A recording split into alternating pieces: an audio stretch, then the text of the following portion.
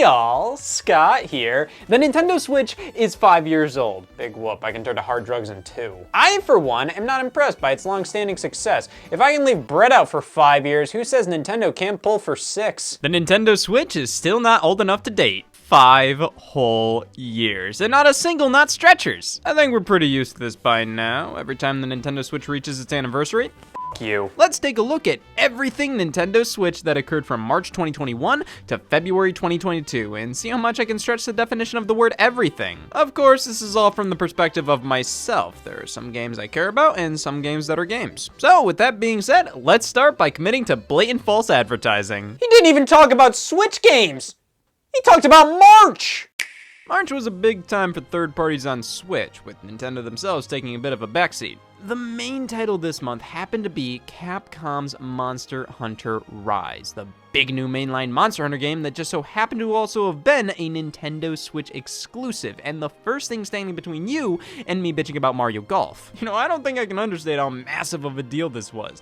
After Monster Hunter World released on PS4, Xbox One, and PC only, I thought the only type of Monster Hunter we'd get on Switch would be more so like Generations Ultimate, which we got in 2018. That game was a remastered 3DS title, while World was a big new step for the series, being available on the current gen consoles, taking advantage of their hardware, and being a more easily accessible Monster Hunter for the mainstream. So I bet hard that if the Switch would get anything, it would be more classic styled Monster Hunter games like Generations, while the big bad consoles got the mainline entries from there on out. Yeah, well, it hasn't been a good year for me. Monster Hunter Rise is, without a doubt, one of the most impressive looking Switch games. It looks like a less vibrant and detailed PS4 game, which sounds like an insult. It's not. You're just a bit worse than Jesus Christ.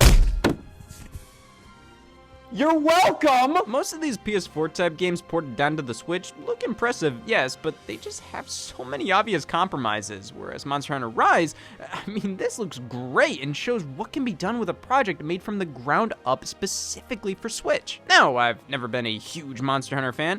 You ever tried to play the older titles?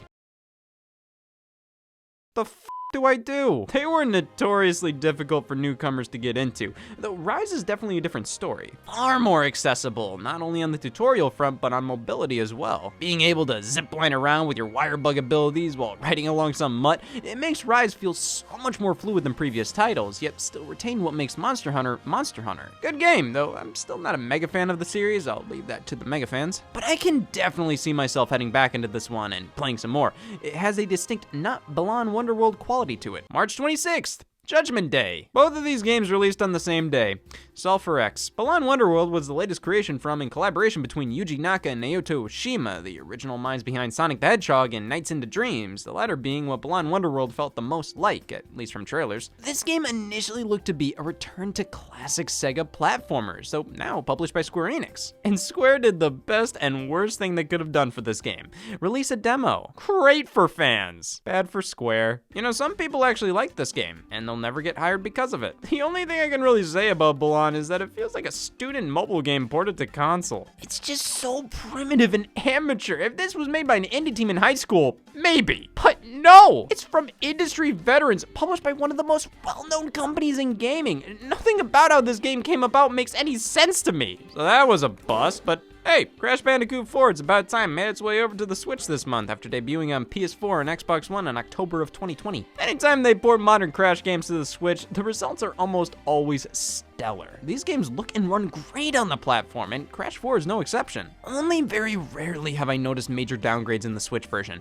By all means, this is Crash 4. It runs, looks, and plays great. While those 3 games were the main standouts this month, I could up it to 4 with Stubbs the Zombie, but what is there to gain? I mean, one of the handful of interesting ports this month. That was a unique original Xbox exclusive, releasing alongside Kingdoms of Amalur: Re-Reckoning, Tales from the Borderlands, and 2 EA games, Plants vs. Zombies Battle for Neighborville, and Apex Legends. Getting EA to release anything on Switch is like pulling teeth, so either this was a miracle or a hostage situation. Plants vs. Zombies, yeah, who cares? I mean, good quality game, but that frankly just should have been on Switch sooner. EA, you really initially thought this wasn't a good fit for Switch? Then what is? At least Apex Legends released, which is a more, in quotes, hardcore title. Though it being free to play, releasing 2 years after the other versions, and running significantly worse than the other versions, does tartan it a bit. I think EA's waited too long to bring most of their games to the platform. If Apex released in 2019, I think we'd be singing a different tune, but in 2021, I don't think these kind of ports feel nearly as impressive anymore, even if they actually are technical achievements. This was the Switch's 4th year on the market. It's no longer exciting to see a PS4 game running on it at half the resolution and frame rate because we've seen it before. So if you're gonna do that, it has to be a unique game like The Witcher 3 if you're releasing it so late after its initial launch, and if it took you this long to realize people would want to play your games on the platform, well, that's your own damn fault. The Neo Geo Pocket Color selection is pretty cool. The Pyra and Mithrid DLC for Smash Bros. Ultimate released this month alongside a Mr. Sakurai Presents video presentation after being revealed in the February 2021 Nintendo Direct. I mean, they're fun characters to play as, it just doesn't fit in my pented Nintendo fan give-a-shit tray. I'm always gonna be interested in new Smash Bros. Characters. These ones are obviously in the lesser interesting tier of editions, and I don't think that should be controversial to say. What I'm trying to get at here is, my mom has yet to ask me if I heard they added Pyra to Smash. In terms of news this month, the main rumor floating around was that a 4K Switch touting a 7-inch screen with an updated chipset would be releasing in 2021. Yeah, tell that to reality. This was pretty much the start to the ongoing talk for months about a Nintendo Switch Pro releasing this year. I mean, I can't blame people for wanting this. The system is getting older, and games like Apex Legends releasing on it that should be this cool moment end up being lackluster. It's no longer as exciting to get a modern game ported to the Switch because as technology evolves, Nintendo puts Captain Toad on sale and very little else. The final bit of news for March was the inevitable.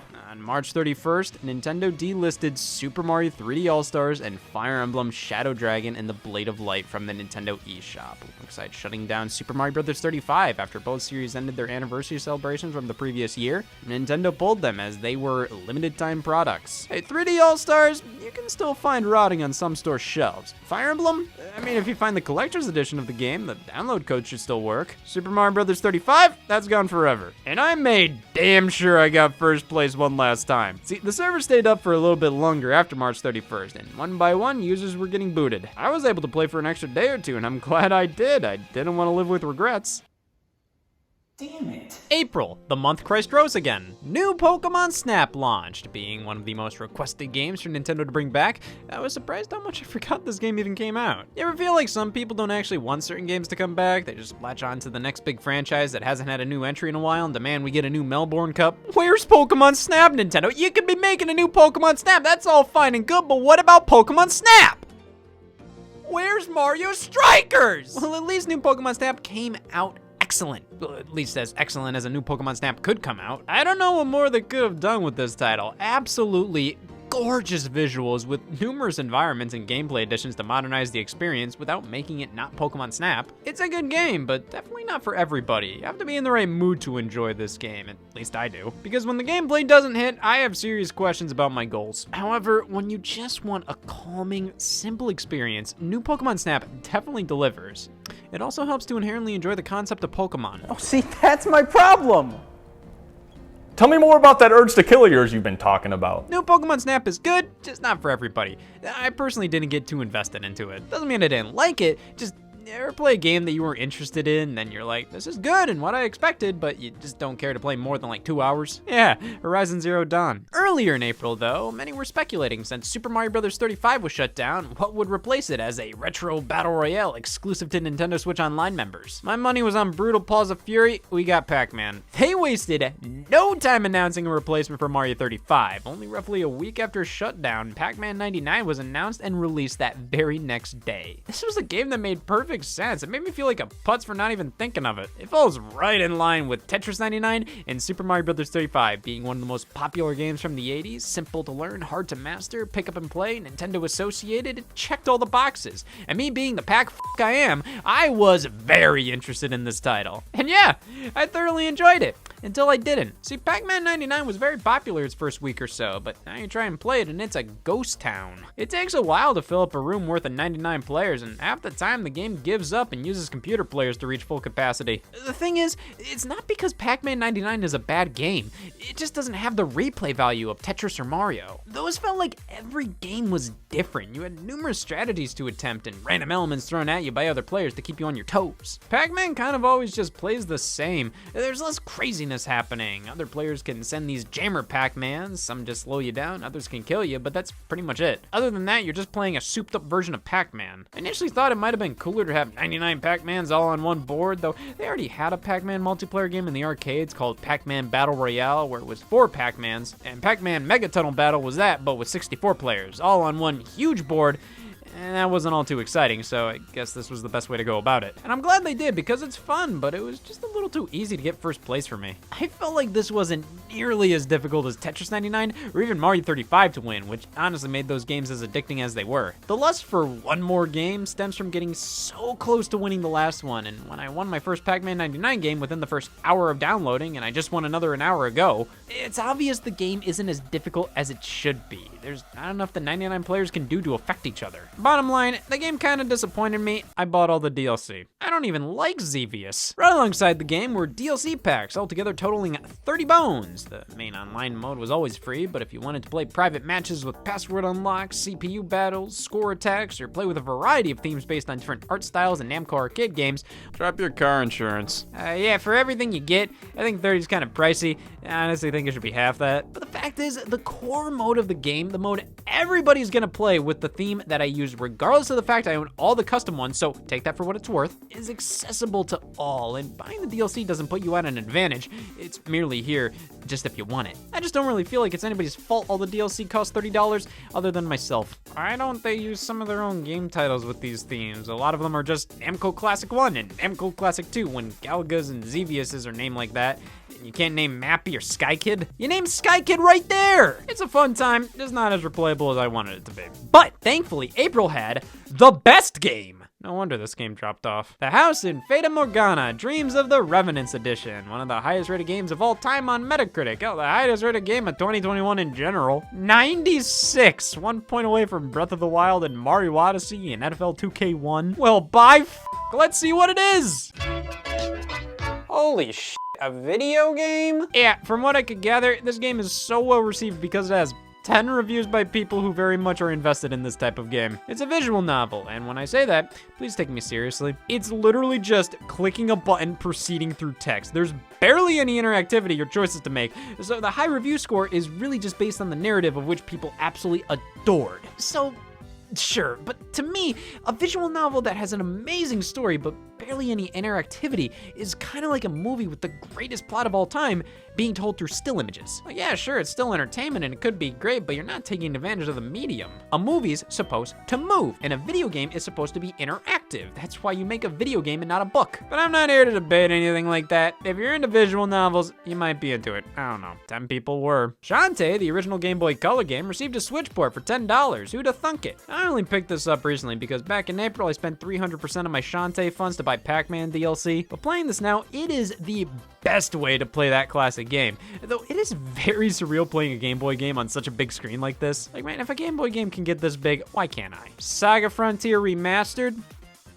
Picross S6, I'm sorry, it's just, these only come around twice a year. What about news? Well, the blue Nintendo Switch Lite was announced and released in May. Wait, blue, what the hell is this? I see this as more of a GameCube purple, as well does everybody else, which, you know what that means. You're too! An Indie World presentation on April 14th. I like Indie Worlds, but I kind of wish indie games were given the same attention as games. Like, it's weird because some indie games are in regular Nintendo Directs. Some indie games featured in Indie World hardly feel indie. Even if they're independent teams, they're still backed by mega franchises. I don't know, I just feel like continuing to relegate indie games to their own showcase, while cool and great they're showcasing them at all, it kind of feels like you're labeling them as just indie games. Like, they're not as important as the stuff they show in normal Nintendo Directs. Like, have you seen some of the stuff they talk about in those? Decent showing this time around. Ollie Ollie World, Teenage Mutant Ninja Turtles Shredder's Revenge, the House of the Dead remake, and Oxenfree 2, which is a sequel to a game I bought on Switch in 2017 because the icon looked quality and it was really, really cheap, and I still haven't played it.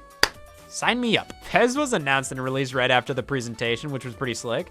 Overall, solid little showcase, though Indie Worlds, like I said, I do like. They never really feel that substantial for me to make them a priority to watch live. Alongside those announcements this month, the Great Ace Attorney Chronicles was announced by Capcom, which was great. This was a compilation of 2 Japan-only 3DS entries in the Ace Attorney series. Games that were deemed too difficult to localize outside of Japan finally came out, which was so exciting to see. Hey, these are new games to us, so bring on more 3DS games that were never released in North America. Hear that? It's me not saying I wouldn't. Some rumors and leaks as per usual. A new Super Monkey Ball game was rated by the Australian Classification Board titled Banana Mania. They are horrible at titles. Similarly, Borderlands 3 Director's Cut was rated for Nintendo Switch by Peggy. Sure. What next? Nintendo Labo is finished. We were talking about impossibilities! Yes, the Nintendo Labo website basically turned into a redirect link sending you to the Nintendo Store page for the VR kit, which implied there was nothing left for Labo. I'm mainly just disappointed from a potential standpoint. I think what released of Labo was okay, though woefully undercooked. The game portion just had nothing to it. Putting the stuff together was where the fun was, but there wasn't enough to any of the whole packages to warrant that kind of price. However, it was reported that there would be one last Labo-esque announcement, which ended up happening that very next month. But who needs that when we have Animal Crossing New Horizons updates for the spring? They're the exact same thing as last year. You sold 40 million copies and can't just offer like a new hat or something? New Horizons update strategy was very bizarre. I understand these kind of updates take time, but a lot of content that was sort of a standard for the series wasn't there at launch, and some of it still isn't here at all. So for them to position holidays in the game as free updates every year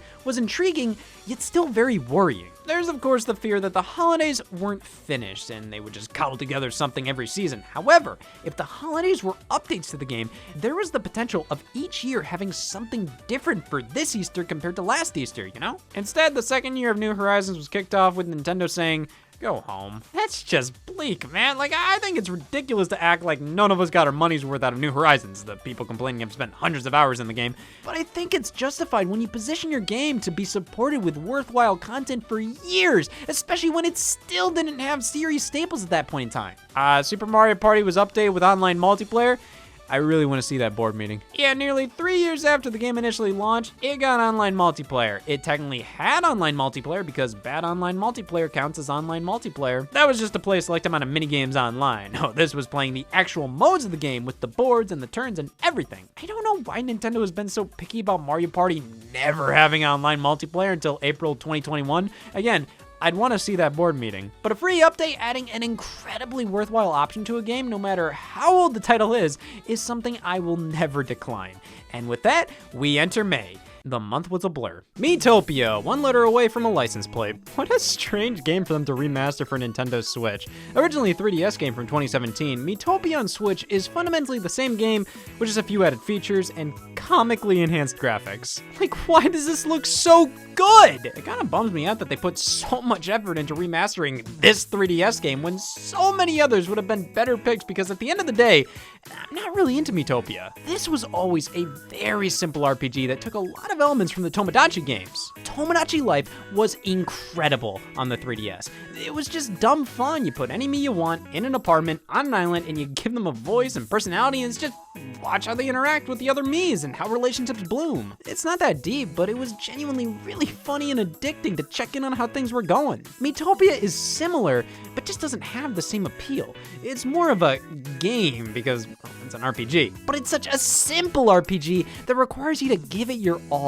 If you don't have an idea for a million silly looking Miis to put in the game, I don't think this is for you. Because the personality and the quirkiness of seeing your friends and family or favorite celebrities and fictional characters in the game is the main appeal. And even then, I feel like Tomodachi Life did that so much better. That game, the Miis all talked via text-to-speech program, and it made all the ridiculous things they said so much more impactful. It elevated how bizarre and surreal the game could be at times. Miitopia doesn't have this. All dialogue is just conveyed through text, which is unbelievably lame in comparison. Yeah, I can just take a picture of myself and write something I would never say in a speech bubble. Why do I need this game? For what it is, it's fine, but I just feel like Miitopia doesn't necessarily succeed at anything. It's not a great RPG, but that's because the entire appeal is putting your friends in silly situations.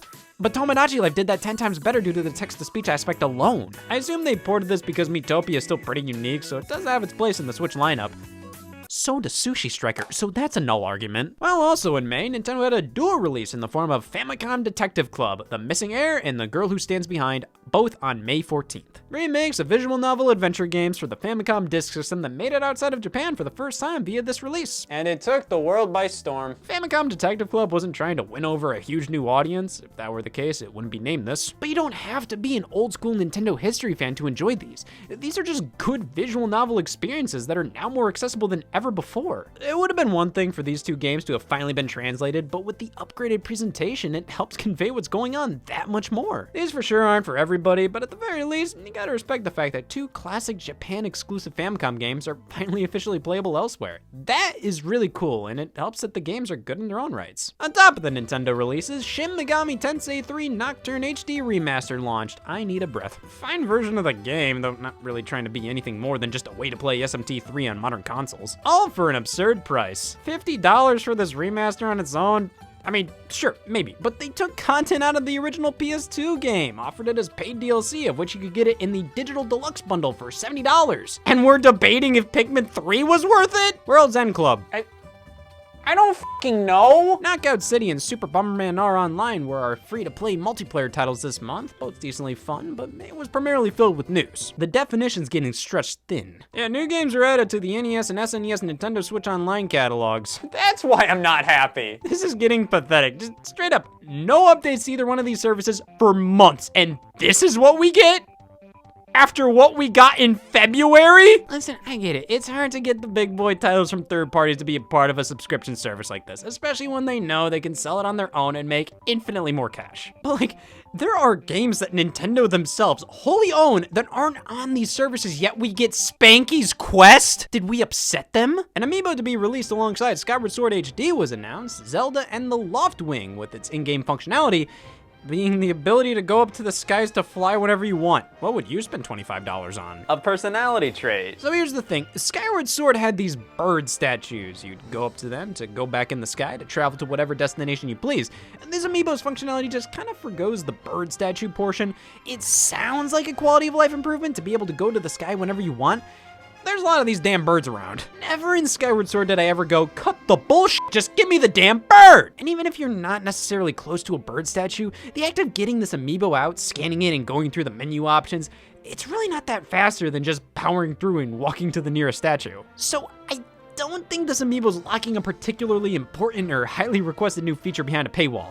But I still most certainly do not like this. Skyward Sword HD was seen as a pretty light remaster at the time, with very few new features discussed by May of 2021. So for one of the only major additions to the game being locked behind a figure for $24.99, while the game itself was already $59.99, $10 more expensive than what the game cost when it launched back in 2011, which is only $10 less than a bundle containing a special edition controller, whereas in 2021, there were special edition Skyward Sword HD controllers, though they were being sold separately for $79.99. Some friend you turned out to be. Out of nowhere, Nintendo announced Game Builder Garage, a $30 title to be released that very next month. And this is what One Last Breath of Labo looks like, everybody. This is pretty much an expanded upon spin-off of the Labo Garage mode included in all those titles, where you can program your own games. Though in Labo, it was more in there to program uses for the Labo accessories, even if you could still straight up make your own simplistic games. Game Builder Garage is way more focused on teaching you the basics of programming and making standard simple video games. Listen, I was nursed on WarioWare DIY, which is why my teeth are crooked. But that game was an incredible teaching tool. It taught me how programming generally works, and I feel like people needed to look at Game Builder Garage as that. You weren't gonna make a masterpiece with this thing, but you very well could in the future with actual programming software, and Game Builder Garage could be that stepping stone for many budding game designers. And for only $30, I think there's not a lot to risk at that price.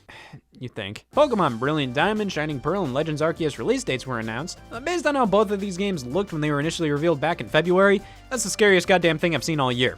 These Pokemon titles looked rough. They had potential, no doubt, but I don't think I was the only one that winced when I saw that Legends Arceus wasn't that far away. January 2022 just seemed too soon. The game looked like it had a ton of promise, but that doesn't mean it was easy to look at. Sonic the Hedgehog had a digital event prior to E3 2021, announcing Sonic Colors Ultimate, the Sonic Origins Collection, and the next big mainline Sonic title releasing in 2022. The solid event, Sonic Colors finally being playable on something other than the Wii was definitely exciting. I mean, Sonic Colors itself isn't that exciting, but I miss the days when Sega would put everything on anything. Sure, but I hope Sega continues with this kind of stuff. I know Sonic Lost World isn't the greatest, but I would take a port of that to modern platforms. Sonic Origins, oh yes, Sonic 2, 3. I am getting sick of the classic Sonic re-releases, but hey, I'm happy they're doing 3 Knuckles and CD because those have been kind of stuck on the previous generation of consoles. And Sega has been avoiding 3 and Knuckles like the plague, probably due to the background music being subject to licensing fees maybe. So I'm very pleased this collection includes them. I just kind of wish there was something new and different from this collection. Game games that have never been re-released before, like Knuckles Chaotix or Sega Sonic the Hedgehog. I know these games would be tricky to bring over, but it's more than possible, and I think would be worth it. And then the 2022 Sonic game.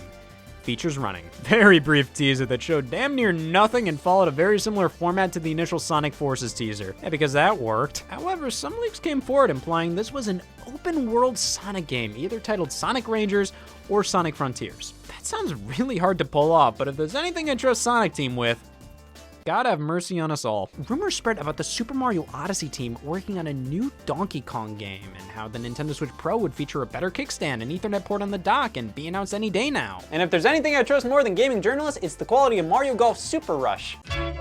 I'm fucking tired. Another June of 2021, another Mario Golf Super Rush fails to impress me. And I thought this year was gonna be different. I had high hopes for Super Rush. I love me some Mario Golf, and the previous entry, World Tour on the 3DS, was excellent. The developer of these games, Camelot, well, they make the Mario Tennis games as well, and with the last three being Apocalyptic Horsemen, I just assumed that maybe tennis isn't Camelot's favorite thing to develop, but it pays the bills. Golf is where Camelot's passion's at, baby. Are they fucking it? Mario Golf Super Rush is the culmination of all the problems with Mario sports games these days. I wouldn't call it bad in the same way a game like Ride to Hell Retribution is bad. It's bad like the knife game. Because wow, I just fucked myself over buying into this. There's nothing to this game. It's just a nothing special arcadey golf game with Mario characters. The gameplay has barely changed from previous Mario Golf titles. In fact, they dumbed it down even more. The courses are just generic golf courses for the most part. Very few Mario elements are actually at play here, which when you compare it to World Tour on the 3DS, that game had a course based entirely off of Yoshi's Woolly World a year before that damn game even came out. Even the most basic courses from that game still had a Mario-esque art style. Super Rush has a more realistic direction with how these environments look, which isn't like bad, but it doesn't look like Mario. These look like basic ass generic golf courses with like one Mario element thrown in there. Like grass, that's from Mario. These aren't bad golf courses to play on, but they're most certainly not interesting or exciting or fun. The game launched with only 6 available to play, with half of them being grass-based, which all kind of blended in with each other. Like, damn, why couldn't you do something cool? Like rain! I was worried for a second there. I thought this game was bad. 4 grass-based courses, one of them it's raining, a desert course, and a Bowser lava one. That's it. Now, at least Super Rush comes with an adventure mode baked into the experience, but my god, this is the most lifeless and boring story mode I've ever played. It's basically just an overly drawn out tutorial in disguise as a story mode, which, hey, that works. Tutorials have a lot of dialogue, so make that the story. These adventure mode missions just go on and on and on. They make you play like 9 holes in a row, which can last quite a while, maybe like half an hour, and I could be doing really well the entire game, and then the last hole I botch. Guess who has to play all 9 holes again? This is a tough one. And the adventure mode likes to do a lot of this fake-ass world building, which makes no sense. Like, hey, go to your room to rest up for the next mission. So I just go to my room, hit the sleep button, and then I go right back to where I was originally. Like, what was the point of that? If there was something to do, new information to learn by going back to the lodge, maybe, but no! This just feels like they created an adventure mode and padded it out with pointless junk like this, when no character has anything of note to say.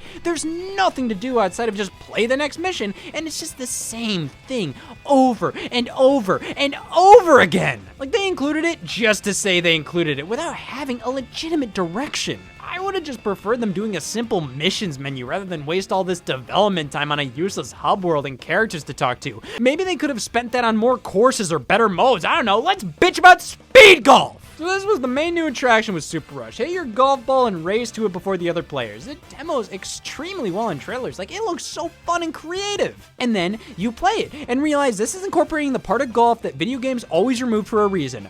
Walk into your ball. Yeah, speed golf might not actually be faster than regular golf, considering when I hit the ball, it would just take me to where the ball landed. Now, I have to walk all the way to it, not run, because running takes up stamina. I understand this is to balance the game, but god damn, does walking have to be this slow? Well, speed golf is something you can play on all the regular courses.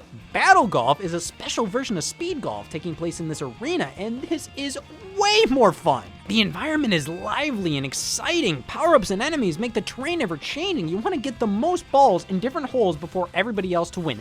This is what I'm talking about. There are only 2 battle golf courses and they're aesthetically the same. That's just what I wanted! Mario Golf Super Rush came up short in nearly every way. It's not a bad game at its core, but I'm not really into making excuses for this one. Mario Tennis Aces shipped with similar problems, but at the very least, the gameplay was significantly improved from previous entries. It was a great enough leap where, even though I wasn't a big fan of that one as well, I could see the argument that the core gameplay excused the lack of content and mediocre single player. Super Rush doesn't have that. It's just more Mario Golf, but dumbed down. World Tour launched for $30 with more courses with actual Mario aesthetics and gimmicks, and not just a random enemy and pipes in the background. And they had a season pass for $15, which increased the character and course count tremendously, coupled with the story mode in that game, which wasn't much to write home about, but that's better than Super Rush's ransom note. For $45 in total, you got significantly more with a legitimate feeling of love and passion behind it than what you got for $60 with Super Rush. This was inexcusable in my opinion. It's a tolerable golf game, sure, but my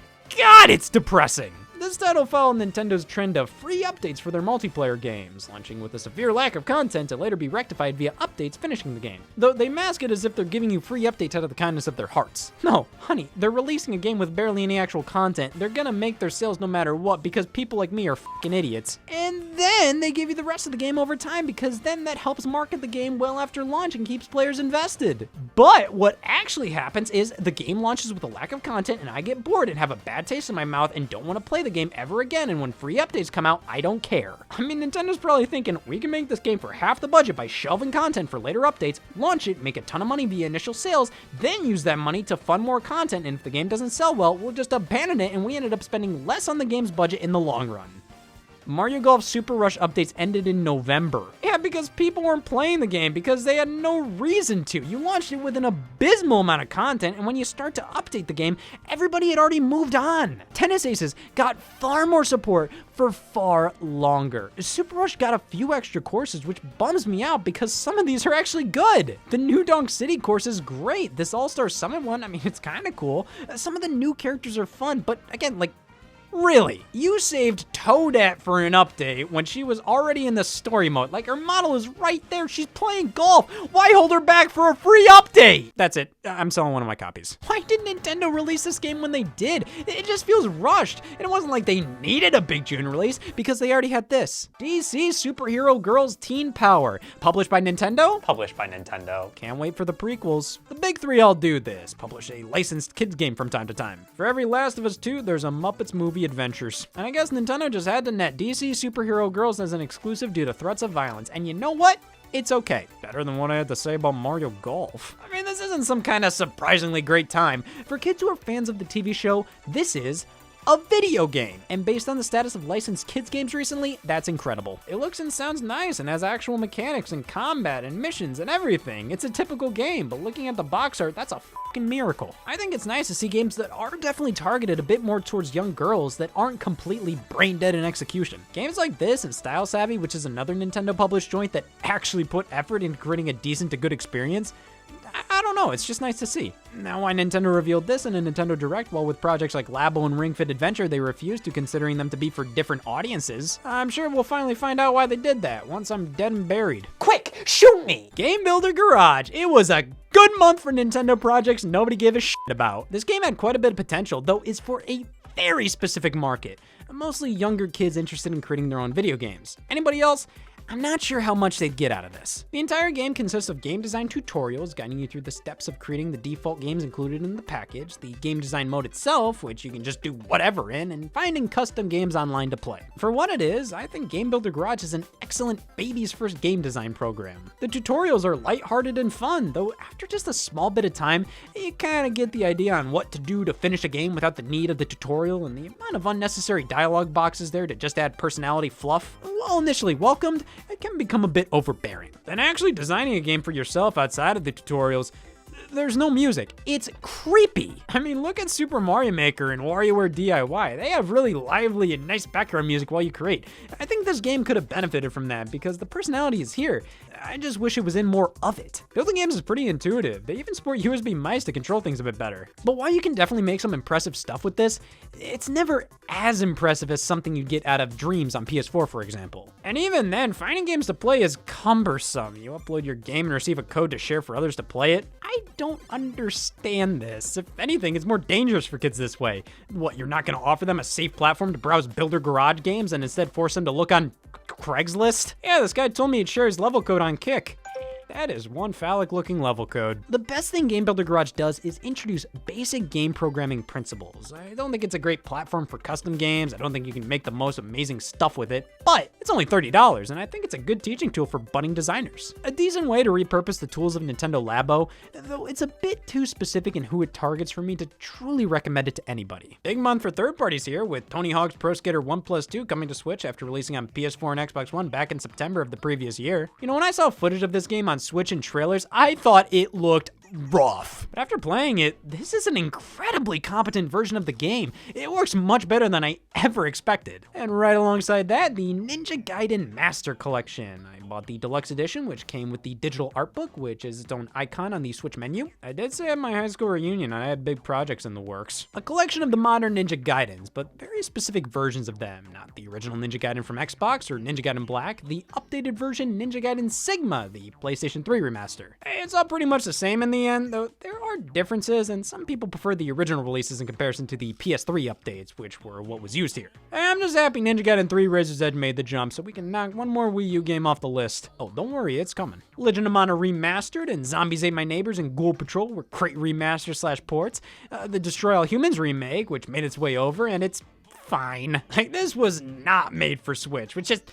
When remakes of games from the GameCube, PS2, and Xbox era come out for PS4 and then Switch, and the Switch version is crusty as hell, yeah, that kind of irks me, because in some regards, I would have preferred just a straight port of the original Xbox and PS2 versions of the game. Like, you're telling me Destroy All Humans could only run like this on Switch? I mean, it's playable, it does the job, but to me, I see games like Tony Hawk coming out on the same platform, and that didn't have the same issues. And I'm sure it's because the developers ensured the game was optimized for Switch. I'm not saying the Destroy All Humans developers didn't do that. However, there's just an obvious difference in quality. Tony Hawk feels optimized. Destroy All Humans feels like you're playing on PC and just decreased the graphics quality. Look, I just made a Switch version. Of course, E3 was this month. Nintendo held their usual Nintendo Direct on June 15th, but right before that, Ubisoft announced via their own presentation a sequel to Mario plus Rabbids Kingdom Battle. Sparks of hope, right after getting leaked on Nintendo's website. This series just can't catch a break. While I'm happy to see such a high-quality third-party Switch game getting an excellent-looking sequel, I do feel like Mario plus Rabbids as a franchise feels a bit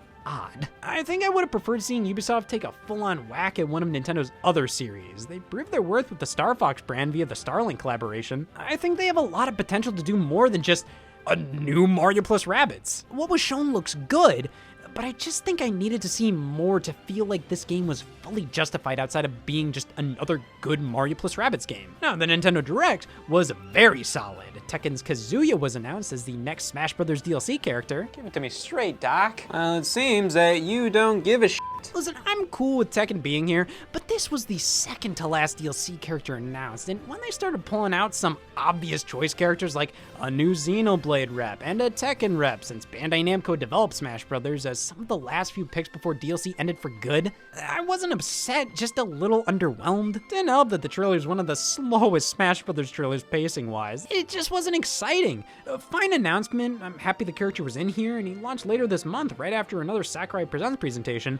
I just think I would have preferred him being announced earlier. The Life is Strange series and Danganronpa Decadence were announced, along with Marvel's Guardians of the Galaxy coming to Switch, which was just announced for all the other platforms at Square Enix's E3 event. Oh my god, the Nintendo Switch is capable of nothing! That was completely unacceptable how Nintendo didn't clearly specify that Guardians was a cloud-based version of the game. They just said Guardians of the Galaxy is coming to Nintendo Switch, with text at the bottom denoting a persistent internet connection is required.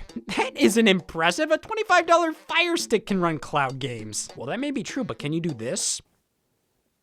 Damn, we don't deserve the Switch. Monkey Ball Banana Mania was fully revealed to be a remade collection of the stages from 1, 2, and Deluxe. Mario Party Superstars was announced, being a collection of boards from the Nintendo 64 games, alongside some of the best minigames throughout the series. Metroid Dread, the first original 2D Metroid in nearly 20 years, and finally bringing one of the most elusive games ever to fruition. Cruisin' Blast, a new WarioWare, Get It Together, the Fatal Frame Made in Black Water from the Wii U getting a port, Advance Wars coming back with a remake of the first two by Way Forward, 1+2 Reboot Camp, and finally, the sequel to The Legend of Zelda Breath of the Wild getting its first major gameplay trailer. A good E3, no doubt, though definitely a bit more franchise care focused, giving games and series that haven't had new entries in ages the limelight for once, which I personally loved. Though I can see why some weren't as excited. While getting a new Breath of the Wild 2 trailer was fantastic, I felt it didn't leave much of a lasting impression. Like, it looked excellent, but nothing really that groundbreaking, you know? But man, I was feeling good after this presentation. Definitely not like the best E3 Nintendo's ever had, but a very solid one, no doubt. Might have been Nintendo's best if they showed off Hyrule Warriors Age of Calamity Pulse of the Agents DLC.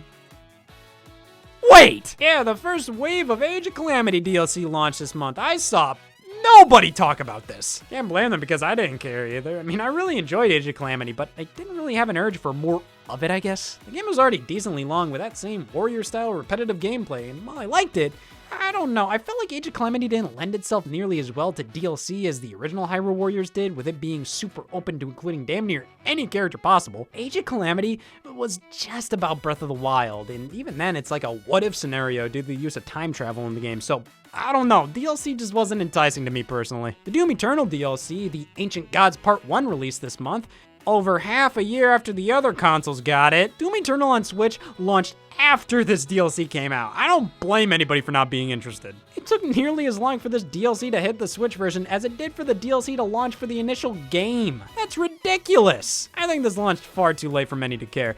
I mean, thankfully the second part followed just 2 months later, but man, we're in a weird spot with a lot of Switch ports like this. I think this marked a point where developers and publishers started to really turn to cloud versions like what we saw with Guardians of the Galaxy, because that technically brings your game to Switch for a fraction of the cost, and everybody loves them. John everybody specifically, and everybody hates him. After E3, some fans were questioning where many titles were, specifically Bayonetta 3, which was announced in 2017. Good night. Well, Bill Trinan of Nintendo clarified that Bayo 3 was progressing well.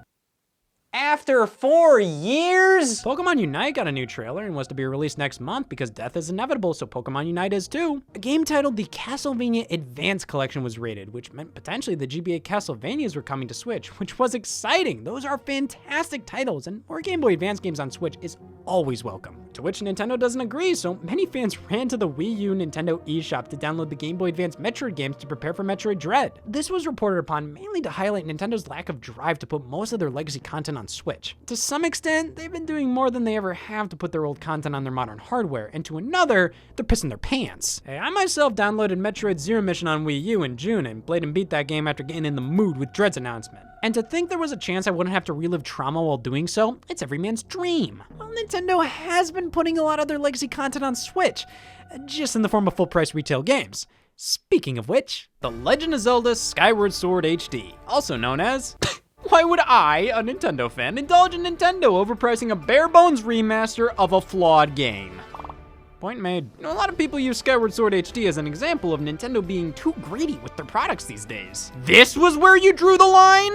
Listen, they aren't in the right, but I just find it strange how people act like this is new territory for Nintendo, or how other companies don't do this as well. This isn't the Nintendo I grew up loving. Yeah, because you weren't paying attention back then. Now, Skyward Sword HD being $60, yeah, that's absolutely ridiculous. Wind Waker HD on Wii U costs $50 and received so many more improvements and a much more significant graphical upgrade. The Twilight Princess HD on Wii U was $60, but came bundled with an amiibo and also received numerous improvements and facelifts. Skyward Sword HD looks like you ran Skyward Sword through a Wii emulator and increased the resolution, and most of the improvements discussed prior to launch felt like basic ROM hacks. Oh, the cutscenes are skippable. It auto-saves. Like, I could do that in an afternoon. It's 9 p.m. I'll just start tomorrow. To be fair, closer to the game's release, Nintendo started to share new information on legitimate improvements to speed up the game's pace, which was very reassuring. Why did it take them 5 months? Well, regardless, I was right there at launch, buying my $60 game with my $80 controllers and $25 figurine. It's a good thing I've been saving up since 2011. Skyward Sword HD, a remaster of one of the more controversial Zelda titles. To be fair, there is that fabled Zelda cycle where a certain game becomes the punching bag for a couple years and then it's reevaluated and is now the hip game to like. At least that's what it feels like. And Skyward Sword is honestly one of the easiest Zeldas to dislike.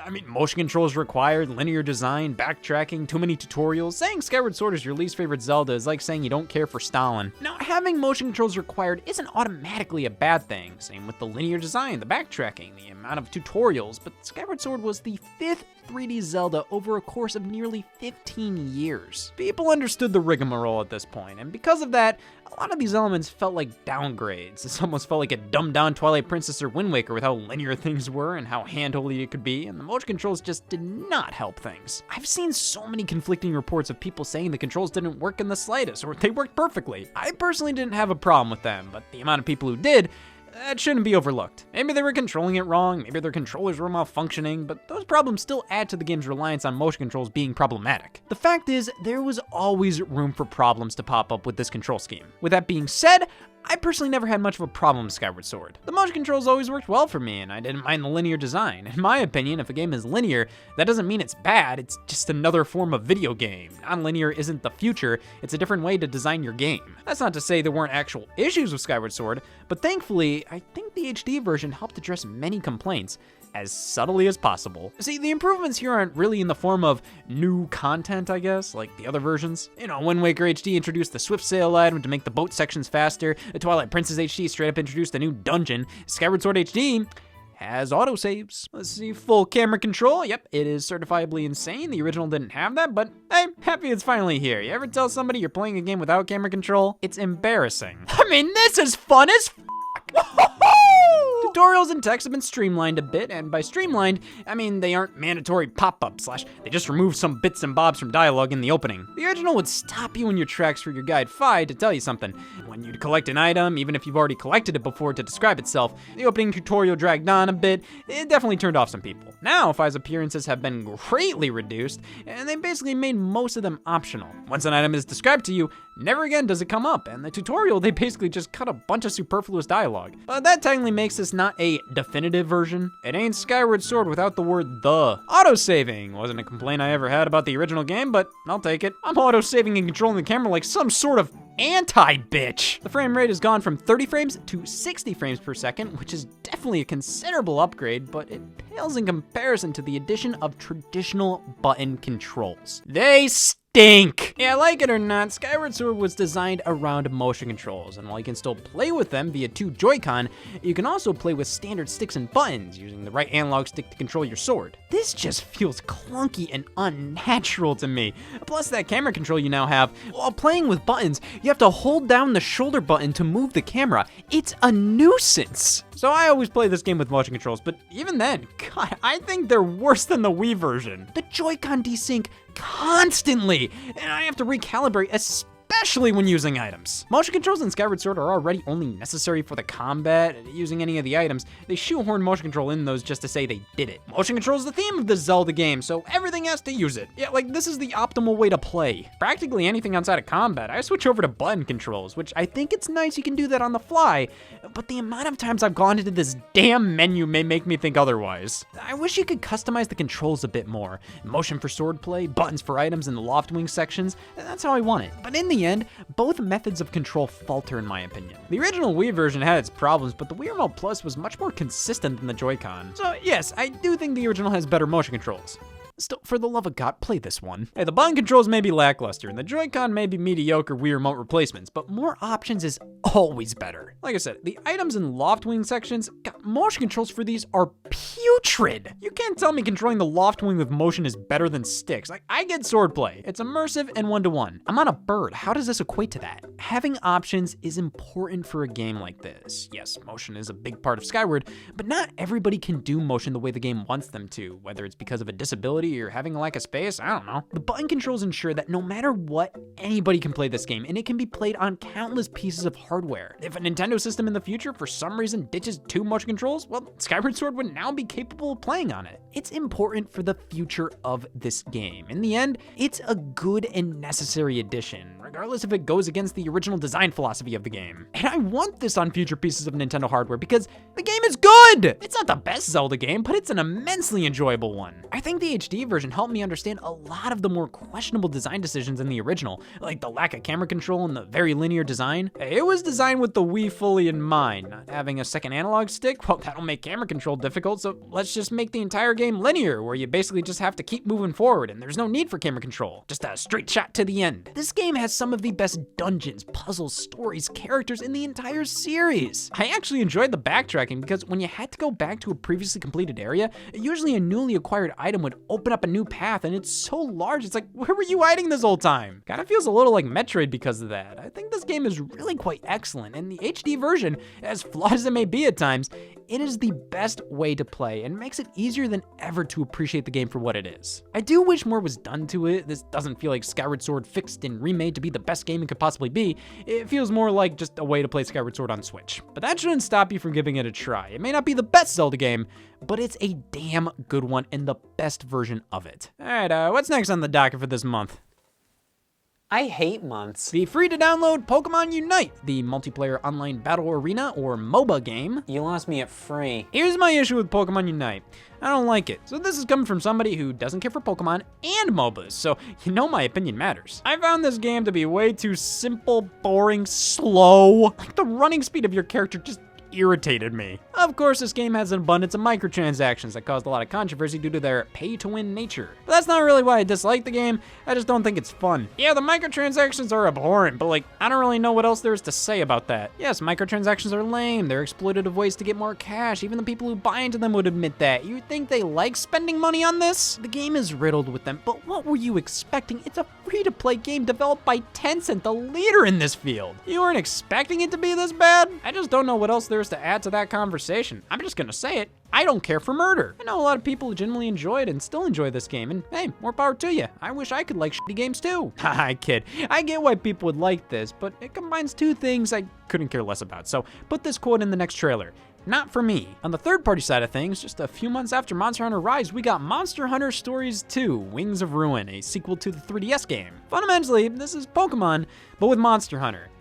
And it gives Pokemon less of an excuse. This is a really well-made, fun RPG with tons of charm and love poured into it. If Pokemon isn't grabbing you anymore, I'd suggest trying out Stories 2, as it feels like a more ambitious and justified game than something like Sword and Shield. Seems like Capcom was pumping out gold this month, considering just 3 weeks later we got the Great Ace Attorney Chronicles. There's not much you can really say about a new Ace Attorney game outside of, it's a new Ace Attorney game. Of course it's gonna be a good time if the story is up to snuff. Though I think the Great Ace Attorney Chronicles is one of the coolest directions for the series to take, as we're no longer focusing on Phoenix Wright or any surrounding lawyers, but his ancestor from the late 1800s. I think it's a fascinating take on the series, even if it's just a spinoff. And turns out, it's pretty damn good. A welcome return to a series we in the States haven't gotten a new entry from in 5 years. So how about returning to a series we haven't gotten a new entry from in nearly 15? Neo: The World Ends With You released the same day as Ace Attorney, and I'm proud to announce that a year later. Did everybody forget about this game? Like even the World Ends With You mega fans who have been clamoring for a sequel. I didn't even see them talk about it. I think Square Enix did a pretty poor job marketing it, because there's no reason why there shouldn't have been more buzz, because I think it's pretty fun. The combat is really satisfying and leagues better than playing the World Ends With You Final Remix on Switch. The style is great. There's no other game that makes me want to drink Monster Energy more than this one. It's a really solid return for the series, though it makes me think the World Ends With You was just another new Pokemon Snap situation. We need a sequel, damn it! Mario Strikers, where is it? But we got bigger problems to deal with in July, like managing my money and spending it on worthwhile products. There's always August. Yes, the fabled Nintendo Switch Pro was announced this month, and it was anything but. On July 6th, 2021, Nintendo Switch OLED model was revealed. It had an OLED screen like any other Nintendo Switch OLED model has. So some rumors got everything right about this device, except the fact that it isn't more powerful. No increase to the specs, just a Nintendo Switch with a slightly bigger OLED screen, a wide kickstand, and a dock with an Ethernet port. What a waste of an upgrade! Everything about the system announcement felt odd. Like, there was no real point to its existence. I wouldn't doubt that Nintendo was planning for this to be a Switch Pro, but couldn't get the components in time, and thus just made it all about the OLED screen. But it's like, was the screen of the original Switch really in need of an upgrade? Don't get me wrong, OLED is definitely better, but not necessary. The kickstand is a very nice improvement in addition to the LAN port on the dock, but these all feel like Nintendo taking note on all the nitpicks in reviews rather than legitimate problems the Switch is facing. The Joy-Con aren't good, the specs are becoming a bigger and bigger hurdle for developers, but thank God it has 64 gigabytes of internal storage now. Just for good measure. It's good to be a Nintendo fan. I stand not corrected. It took 4 years, but we finally got Jelly Boy on Switch. August, the month No More Heroes fans existed. What a ride. Going from the Nintendo Switch presentation in 2017 where a new No More Heroes game was announced to later that year where it was revealed to not be a new No More Heroes game and instead a what the f is this game? Travis Strikes Again No More Heroes, released in ass crack early 2019, and I really don't understand the point of this game. Like No More Heroes, it was a hack and slash. Unlike No More Heroes, it wasn't No More Heroes. Played from a top-down perspective, slow as dirt. That's pretty slow. This wasn't the third No More Heroes game anybody expected after the tease at the 2017 event. But thankfully at E3 2019, No More Heroes 3 was announced, actually looking like a damn No More Heroes game. After a few delays and getting jerked around with Travis Strikes Again, in August of 2021, No More Heroes 3 finally released, and by God, it shouldn't have. Okay, so this game got a fairly polarizing response. Many critics didn't like it, many critics did. Many No More Heroes fans liked it, many No More Heroes fans didn't. It mainly came down to the performance and anything but the combat, which is stellar. Absolutely what No More Heroes does best. Every encounter is frantic and fun. It's also smooth and addicting. Easily the best part about the game, which was the best part of the first two games. Which does kind of get to one of the issues, that being how the game is just kind of another No More Heroes game, which is what you'd want, but I don't feel like it necessarily pushes the series forward. The 11-year wait after No More Heroes 2 doesn't feel all that justified, especially when 3 takes a step back and brings in elements from 1 that people didn't like all too much. The open world portions where you're traveling around, finding odd jobs to complete, welcome back! This was one of the points of criticism from No More Heroes 1, and they brought it back for 3, without improving it at all. This is basically the same damn thing. And this portion of the game always felt tedious, finicky, empty. And here in 3, it runs poorly, looks bad. It just feels like something to make the game longer rather than better. Way too much of the game is spent in these areas, and when you get to the combat, it's awesome, but not like significantly different or improved from 1 and 2. It's better, but not wait 2 console generations better. Visually, I think the game has a good style, though it looks like a game ported down from the PlayStation 4 to the Switch, which doesn't make any sense considering this was a Nintendo Switch exclusive at launch, not even a PC release. Like, why wasn't this game more optimized for the only system it was on? But hey, this is me looking at the whole package with a critical eye. I think No More Heroes 3 is a solid follow-up, an overall good game with some very noticeable hiccups. It's a game made for No More Heroes fans. That's not to say you won't enjoy it if you've never played the games prior, but fans will get the most out of the experience. I think the polarizing reaction to the game does show how No More Heroes really strived being an exclusive for the Wii. It truly stood out gameplay and style-wise, especially in 2008 when it released. I mean, it was M-rated, utilized the motion controls well, was a fun hack and slash with silly and memorable scenarios and characters. Fast forward to 2021, and No More Heroes 3 is still all of this, but I don't think it pushes the series any further than it's already gone, and at the end of the day, it is just a welcome return to a cult classic, but not the must-have game the original 2 were on Wii. Baldo! This was featured in an Indie World presentation back in 2020, and it always stuck out to me with its gorgeous art style reminiscent of Studio Ghibli films, which reminded me of Ni no Kuni, which is one of the few combinations of anime art style and RPG I can tolerate. But being an independent game, I think Baldo garnered a lot of attention. I mean, an indie studio is making a game this good looking that seems so charming and full of life? Just a quick adjustment here. Man, what happened? This was a game that most were incredibly interested in. A game that got numerous spotlights from Nintendo themselves, and it's not just disappointing, It's bad! Bad user interface, bad design, bad controls, bad difficulty, bad text. If you're gonna tell me to f off, at least use Impact. Thankfully, we got Axiom Verge 2 in August for our good indie fixins.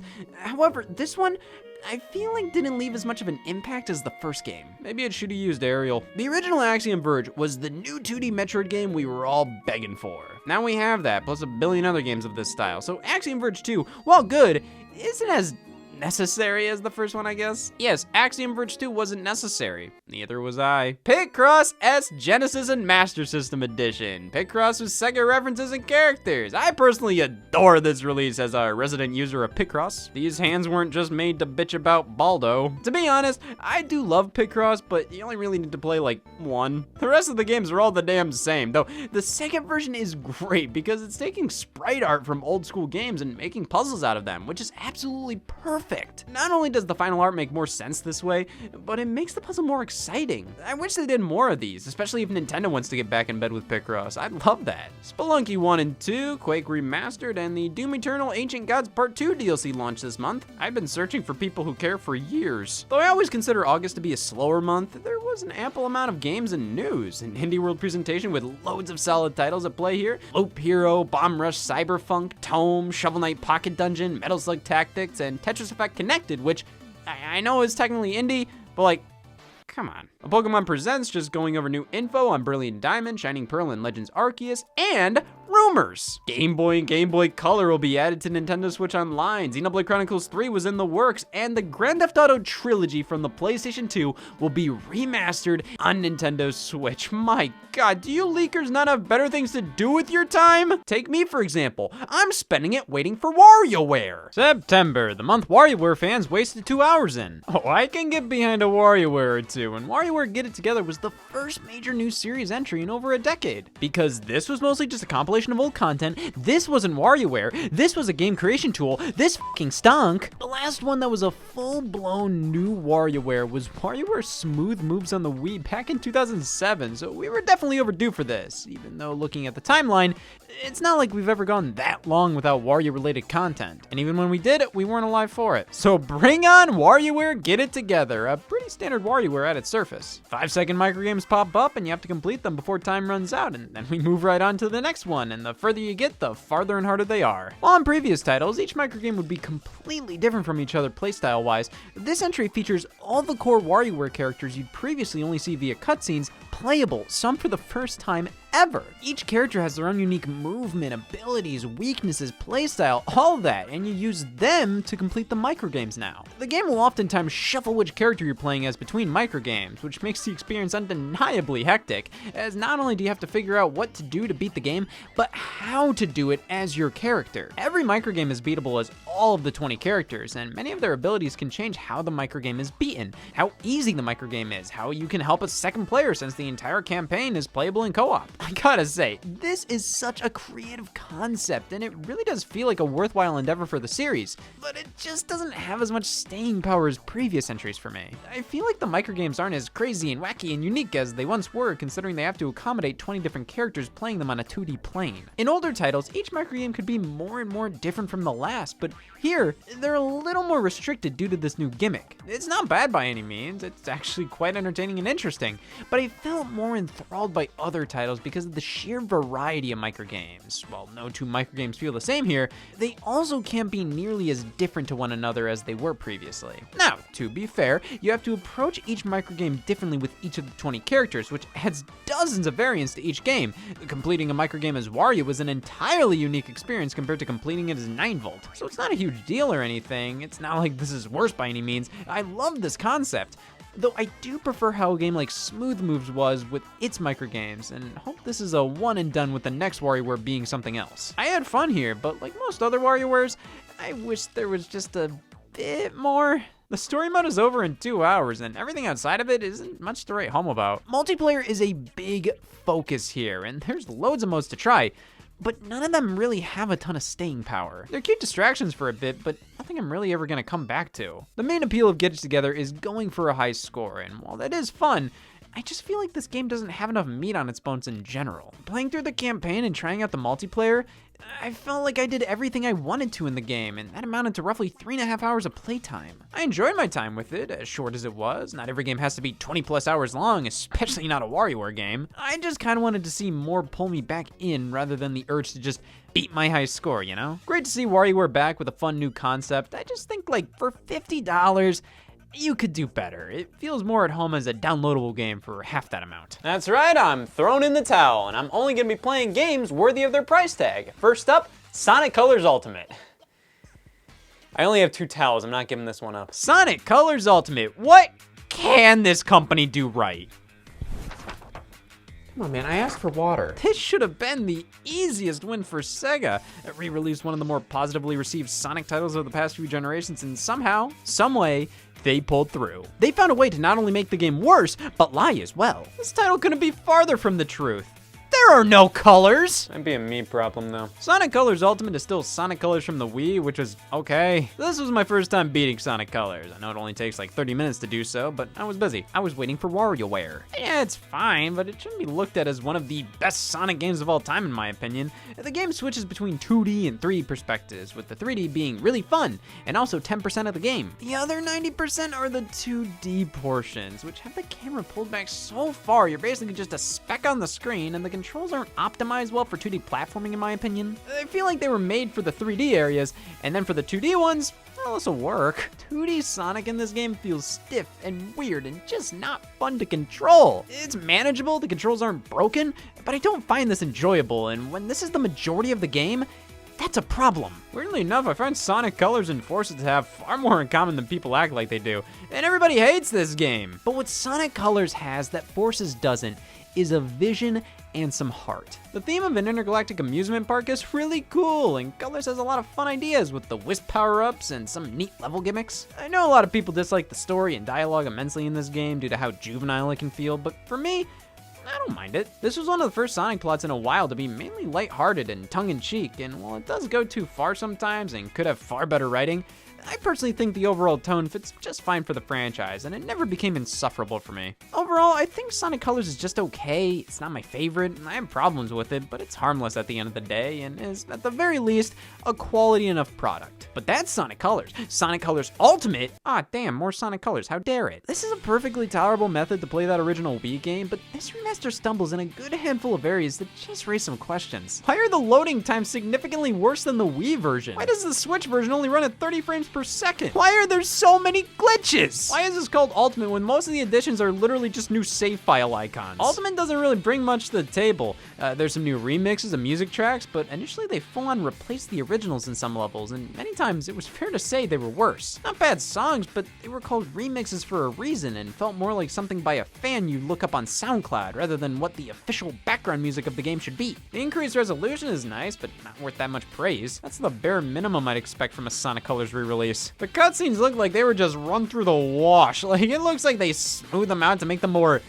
HD, but it just looks bad, like you just applied a filter to the whole thing. There's only a few extra things like Rival Rush mode, which is this super tacked on addition where you race Metal Sonic through a level, the Jade Ghost Whip from Team Sonic Racing, which doesn't really change anything. There are no lives anymore, a couple of other tweaks here and there, but nothing massive. Nothing at all deserving of the subtitle Ultimate. And like I said, there were numerous glitches at launch. Some people were experiencing game crashes that would then wipe their save file. Some people were experiencing epilepsy. I do feel that this was more so what people heard about that game rather than what most people experienced though. I'm not trying to take away from anybody's misfortune experiencing this thing, but I think those problems weren't nearly as widespread as it may have seemed. I mean, the game reviewed quite well overall, and the fact that none of the reviewers really experienced anything that problematic should show that some of these problems may have been a bit overblown. And Sega has addressed many of these issues via patches, including the music. You can now switch between the originals and remixes, which is great. But that doesn't really take away from the fact that this was a very underwhelming remaster, glitches or not. And I think it wouldn't have been such a thing if they didn't advertise it as anything but. You really didn't have to use the word Ultimate, Sega. You could have just called it Sonic Colors Remastered, or hell, just regular Sonic Colors. But no, they had to make this a bigger deal by advertising all these enhancements in a digital deluxe edition. for a 10-year-old Wii game. This is a fine way to play Sonic Colors, though I was very underwhelmed by the additions and improvements and think they actually detract from the game in some ways, though I don't think it's nearly as bad as much of the internet made it out to be. It's a good thing I still have this towel. So we got WarioWare Get It Together and Sonic Colors Ultimate out of the way. What else came out in September? Colors Live. Anybody ever see Colors 3D on the Nintendo 3DS eShop? We're 0 for 2 with titles here. Decent little painting application with the added bonus of making stereoscopic 3D art. I played around with this back in the day, so when a Nintendo Switch successor was announced, it at the very least garnered some attention from me, even though no excitement was involved. It's a drawing application for Switch. I already have an iPad. What do I gain from this? Empathy? This is just an art application for Nintendo Switch. It's not really that deep, though it does have some charm with the adventure mode, and especially the sonar pen it's bundled with. A stylus that plugs into the headphone jack to instill pressure sensitivity into the pen as it reads for certain audio cues, interestingly. A cool novelty, but it's really only worth it if you want to get into digital art, but only have a Nintendo Switch, because it is a fairly limited application. I didn't know the Switch wasn't powerful enough for a paint bucket tool. Cruisin' Blast released, a port of the arcade machine from 2017. Nintendo does have a stake in this series, as they own the license to it, though they didn't publish this game. That makes sense. I can tell maybe why they didn't, as Cruisin' Blast isn't the highest quality looking game. I mean, I think it just looks a little too low budget and amateurish sometimes for Nintendo to really put their full support behind it. But that shouldn't stop you from thinking I don't like this game. Because I love Cruisin' Blast, damn it. I just wouldn't sleep with it. It's more of an emotional connection. This game is just fun. It's hectic, adrenaline rush-inducing arcade goodness. Unlocking new tracks and cars is addicting, and the soundtrack pumps me the hell up. The only things I think are problems are the presentation and the lack of online play. The presentation isn't bad, it's just obvious this was of a lower budget. Even the user interface looks a bit cheap. But overall, it's a solid little game, and I highly recommend it as long as you don't spend half your cruising budget on this. Arcade Archives Pac-Man, because we needed Pac-Man on Switch again. But what we didn't already have on Switch, which was a welcome addition, was the Castlevania Advance Collection, finally releasing after being rumored and leaked about for months. All 3 Castlevania titles from the Game Boy Advance and Castlevania Dracula X from the Super Nintendo. Hey, I got a new car and they threw in some beans for free. It's strange how this was done with such grace and elegance. Excellent emulation with superb extra features, giving these legendary games a collection worthy of their presence. All by Konami, a publisher known for murder? Hey, they may barely make new games anymore, and when they do, their recent collections are pretty good. And how odd that Konami had a great September with their old IPs, while Square Enix answered a ransom note. Publish ActRaiser Renaissance if you're being held hostage. Call the cops. ActRaiser Renaissance is a remake of the SNES classic ActRaiser. Often cited as one of the best games on that console, it obviously lends itself to be remade as a worse game. I don't understand why they even waste their time with remakes like these. ActRaiser holds up tremendously well, both gameplay and presentation-wise. This remake feels more like an excuse to create something pseudo-new with the ActRaiser brand, while keeping it to being a remake of the first game to save on budget and development time, because why not just do an ActRaiser collection at that point? There's only 2 games, Super Nintendo games at that. This would have been so easy to fart out and make fans happy, but instead we get this ho-hum remake that's still basically ActRaiser at the end of the day, but just kind of gross looking. I'm definitely not one who thinks all games like this should be pixel art, but this is definitely a step down to me. It either looks cheaper without the sprite work. When you have more detailed characters, but they still move like this, yeah, I'd rather take the character designs that I expect that kind of animation from. It's almost like this was a mobile game that they put, I'm not even gonna finish that sentence. Not a bad game as a whole. I mean, if you play this, it's ActRaiser enough to say you've played ActRaiser, but definitely a downgrade from the original. I think they would have gotten more out of a simple collection like I suggested. Deltarune Chapter 2, alongside some big boy ports like Ni no Kuni 2 and Darksiders 3, NBA 2K as per usual, Diablo 2 Resurrected, Tome looked like a really cool indie title about taking pictures. Big Rumble Boxing Creed Champions released a year after being talked about in a Nintendo Direct Mini for some reason, and I made one hell of a prediction you'd think I was magic. That looks bad. We're gonna have to wrap this up soon. I don't wanna be late to being burned at the stake. Active Life Outdoor Challenger released. Like from the Wii? Who expects me to have an opinion on that? Obviously, the big news this month was the Nintendo Direct on September 23rd. Many of the games I talked about were announced and released during the presentation, which is always a rush. But the Direct started out with a teaser trailer for the Monster Hunter Rise expansion, Sunbreak. How do I know that? Because my town has never been the same. Listen, I get it. Monster Hunter Rise is big. I just feel like an announcement for an expansion releasing nearly a year from this point with no gameplay footage and said announcement for a game I think is good but I didn't get invested in just doesn't do it for me. Is there something wrong with me?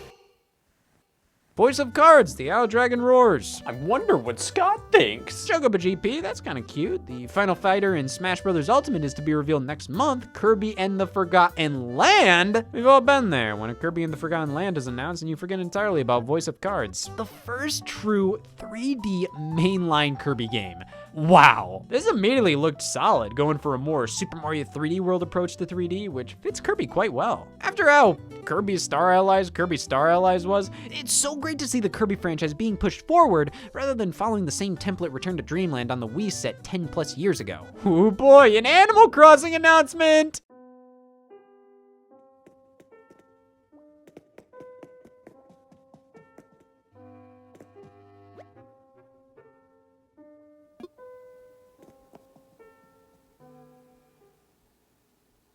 Was that an announcement or a cry for help? I'm sorry, Animal Crossing editions are not something you can tease. Yeah, the Ruse Coffee Shop is back. Just say it. This type of thing doesn't work. We have to wait another month for more info on that, and October is already looking to be a big month for month users. A Mario Golf free update. The divorce is final. Disney Magical World 2 from the 3DS is getting a Switch remaster. Out of all damn games, what, is Dual Pin Sports next? What about Netflix? The original Star Wars Knights of the Old Republic, which was definitely interesting considering a full-blown remake was announced for PlayStation 5 around this time. At the time I looked at that game as it definitely had room to mess up. At least we have the original here for emergencies only. Dying Light 2 is coming over, which, like, Jesus Christ! I just wish Nintendo would stop advertising these cloud versions in Direct. Like, I get it, but come on, you're an enabler. Project Triangle Strategy gets its final name.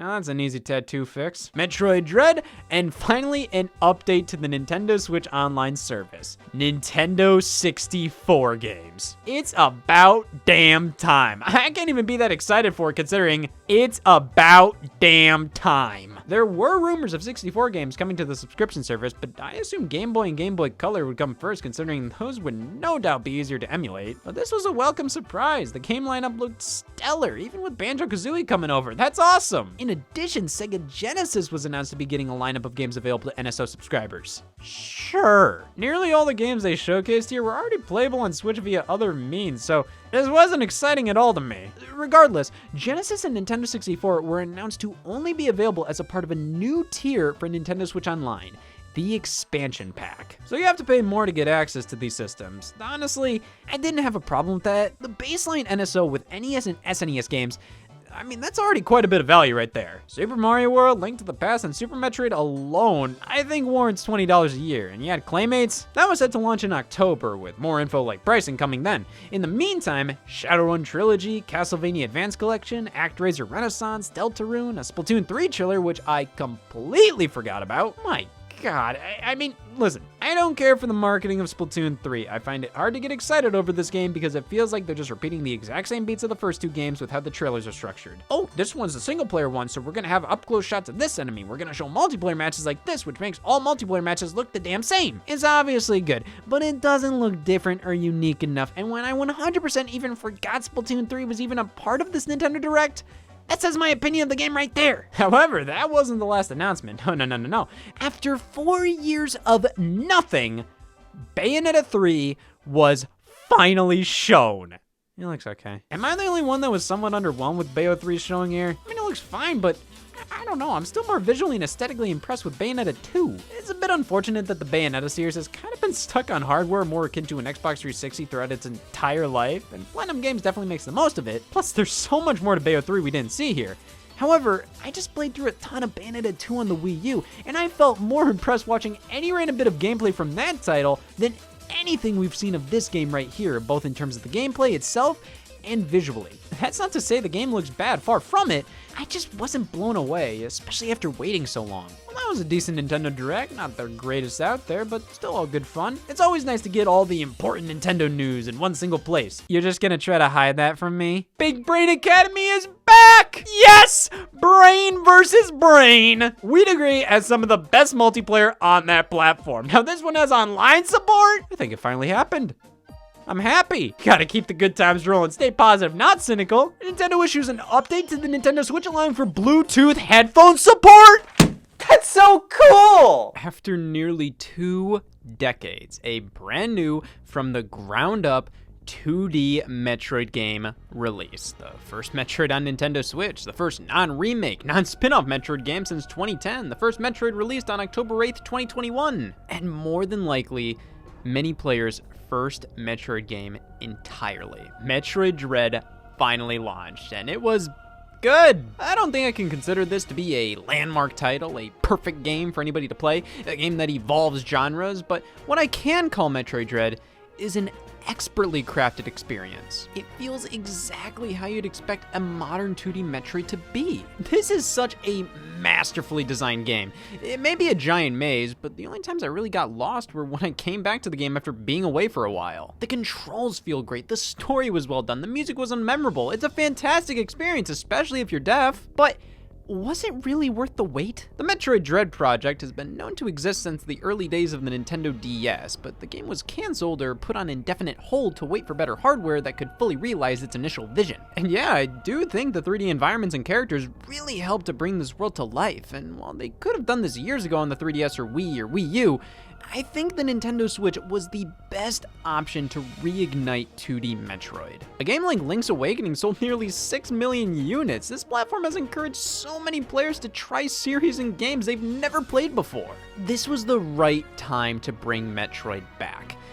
Though, was this the right game? See, I'm conflicted on whether or not Metroid Dread is a good starting point for the Metroid celibate. Oh, anybody can pick this game up and boom, start playing. But this is one of the toughest titles in the franchise. Not unfair, just really, really hard. And if you're not into that, then this one may not be for you. Unlike me, who loves a challenge. That's called a criminal offense in some states. But god damn! I can't count how many times I died in this game. Just deaths left and right, especially during the boss battles, but my god, they were satisfying. These bosses are crafted to perfection and require good reflexes and memorization. But all attacks are choreographed, there's no cheap stuff here. I really enjoyed my time with Metroid Dread, but it drained me with its difficulty. I'm happy looking back at it as a great memory, but man, I don't think I can do another playthrough for a couple of years. This wasn't a reinvention of the Metroid series, rather a refinement. You don't need to play the previous games to play this one, believe me. I saw numerous people begging Nintendo to put the Game Boy Advance and Game Boy games on Switch because, well, how can we play Metroid 5? All the other ones aren't here. Listen, I know why you're doing that, and I agree with you, but you all sound like kids trying to convince their parents why they should go on vacation. While Metroid stories are connected, you can very easily get the gist and understand what's going on playing one in a vacuum. I'd say give it a try. At worst, it won't be for you. At best, it'll be your favorite game of all time. Is that worth $60 to you? Yeah. Now, on the same day as Metroid Dread, Nintendo launched the Nintendo Switch OLED model for $350. $410 were lost that day, and I also spent another $410 on these. Sometimes I wish I would have just lost the whole $820. Is the Nintendo Switch OLED an upgrade from the standard Nintendo Switch? Yes. Is the screen better? Oh, absolutely. Is the internal storage higher? Undoubtedly. It's 64 gigabytes compared to 32. The kickstand is better. The dock has a built-in Ethernet port. Obviously, it's better than the $300 model.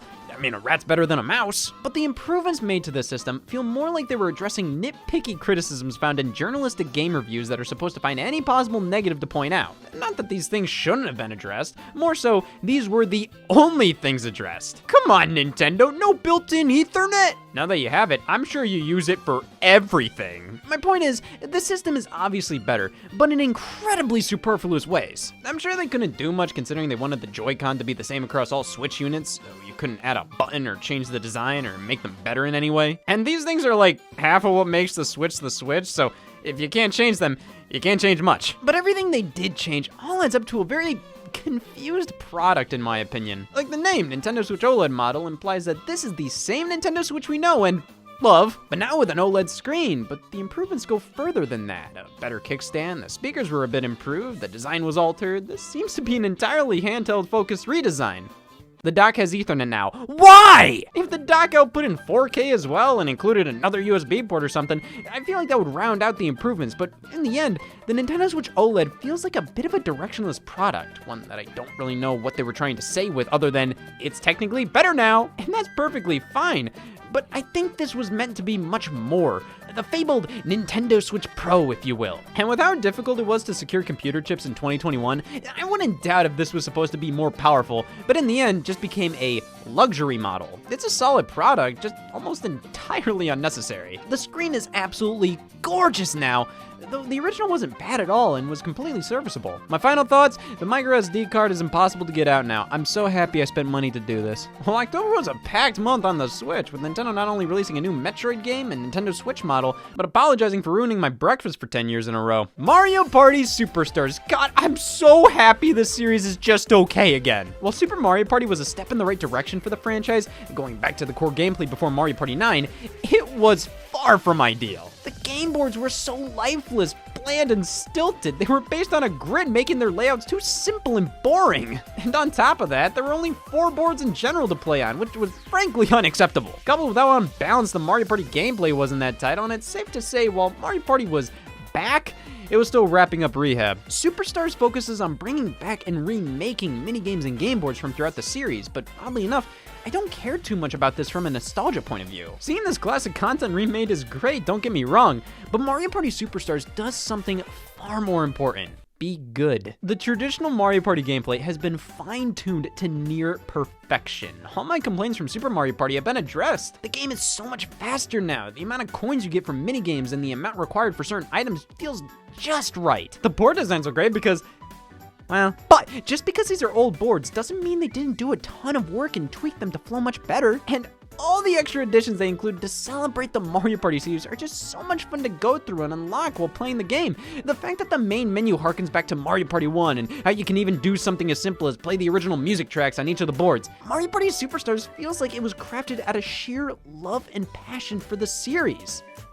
Let the bitching commence! This is a fantastic party game. One of the best Mario Parties, frankly. Even compared to the original series, everything is just so refined. But only 5 boards? That is not nearly enough, and that's not even considering how this is all old content. I don't want to take away from how good of a job they did remastering everything, but come on, the bulk of the design work is already done. 5 is a pathetic amount, especially when it's not even 5 brand new boards. If Nintendo isn't funding the Mario Party developers with a big enough budget to make more than 5 game boards per entry, for God's sakes, Nintendo, at least let them eat in the car. I also feel that they severely limited their options by only focusing on the Nintendo 64 games for the board selection. I mean, the minigames are taken from throughout the entire series. Why couldn't the boards be as well? And while all the boards are at the very least fine, some of them I would have definitely picked other classics from the 64 games instead. Plus, only 1 board being from Mario Party 3 is strange. It's more of a reason there should have been at least 6 boards, so we got 2 from each of the original 3 games. But other than that, I don't really have any other problems here. The character selection is a bit more limited than I would have preferred, but that doesn't really matter. I found it weird how setting the rules before the game have been tweaked quite a bit.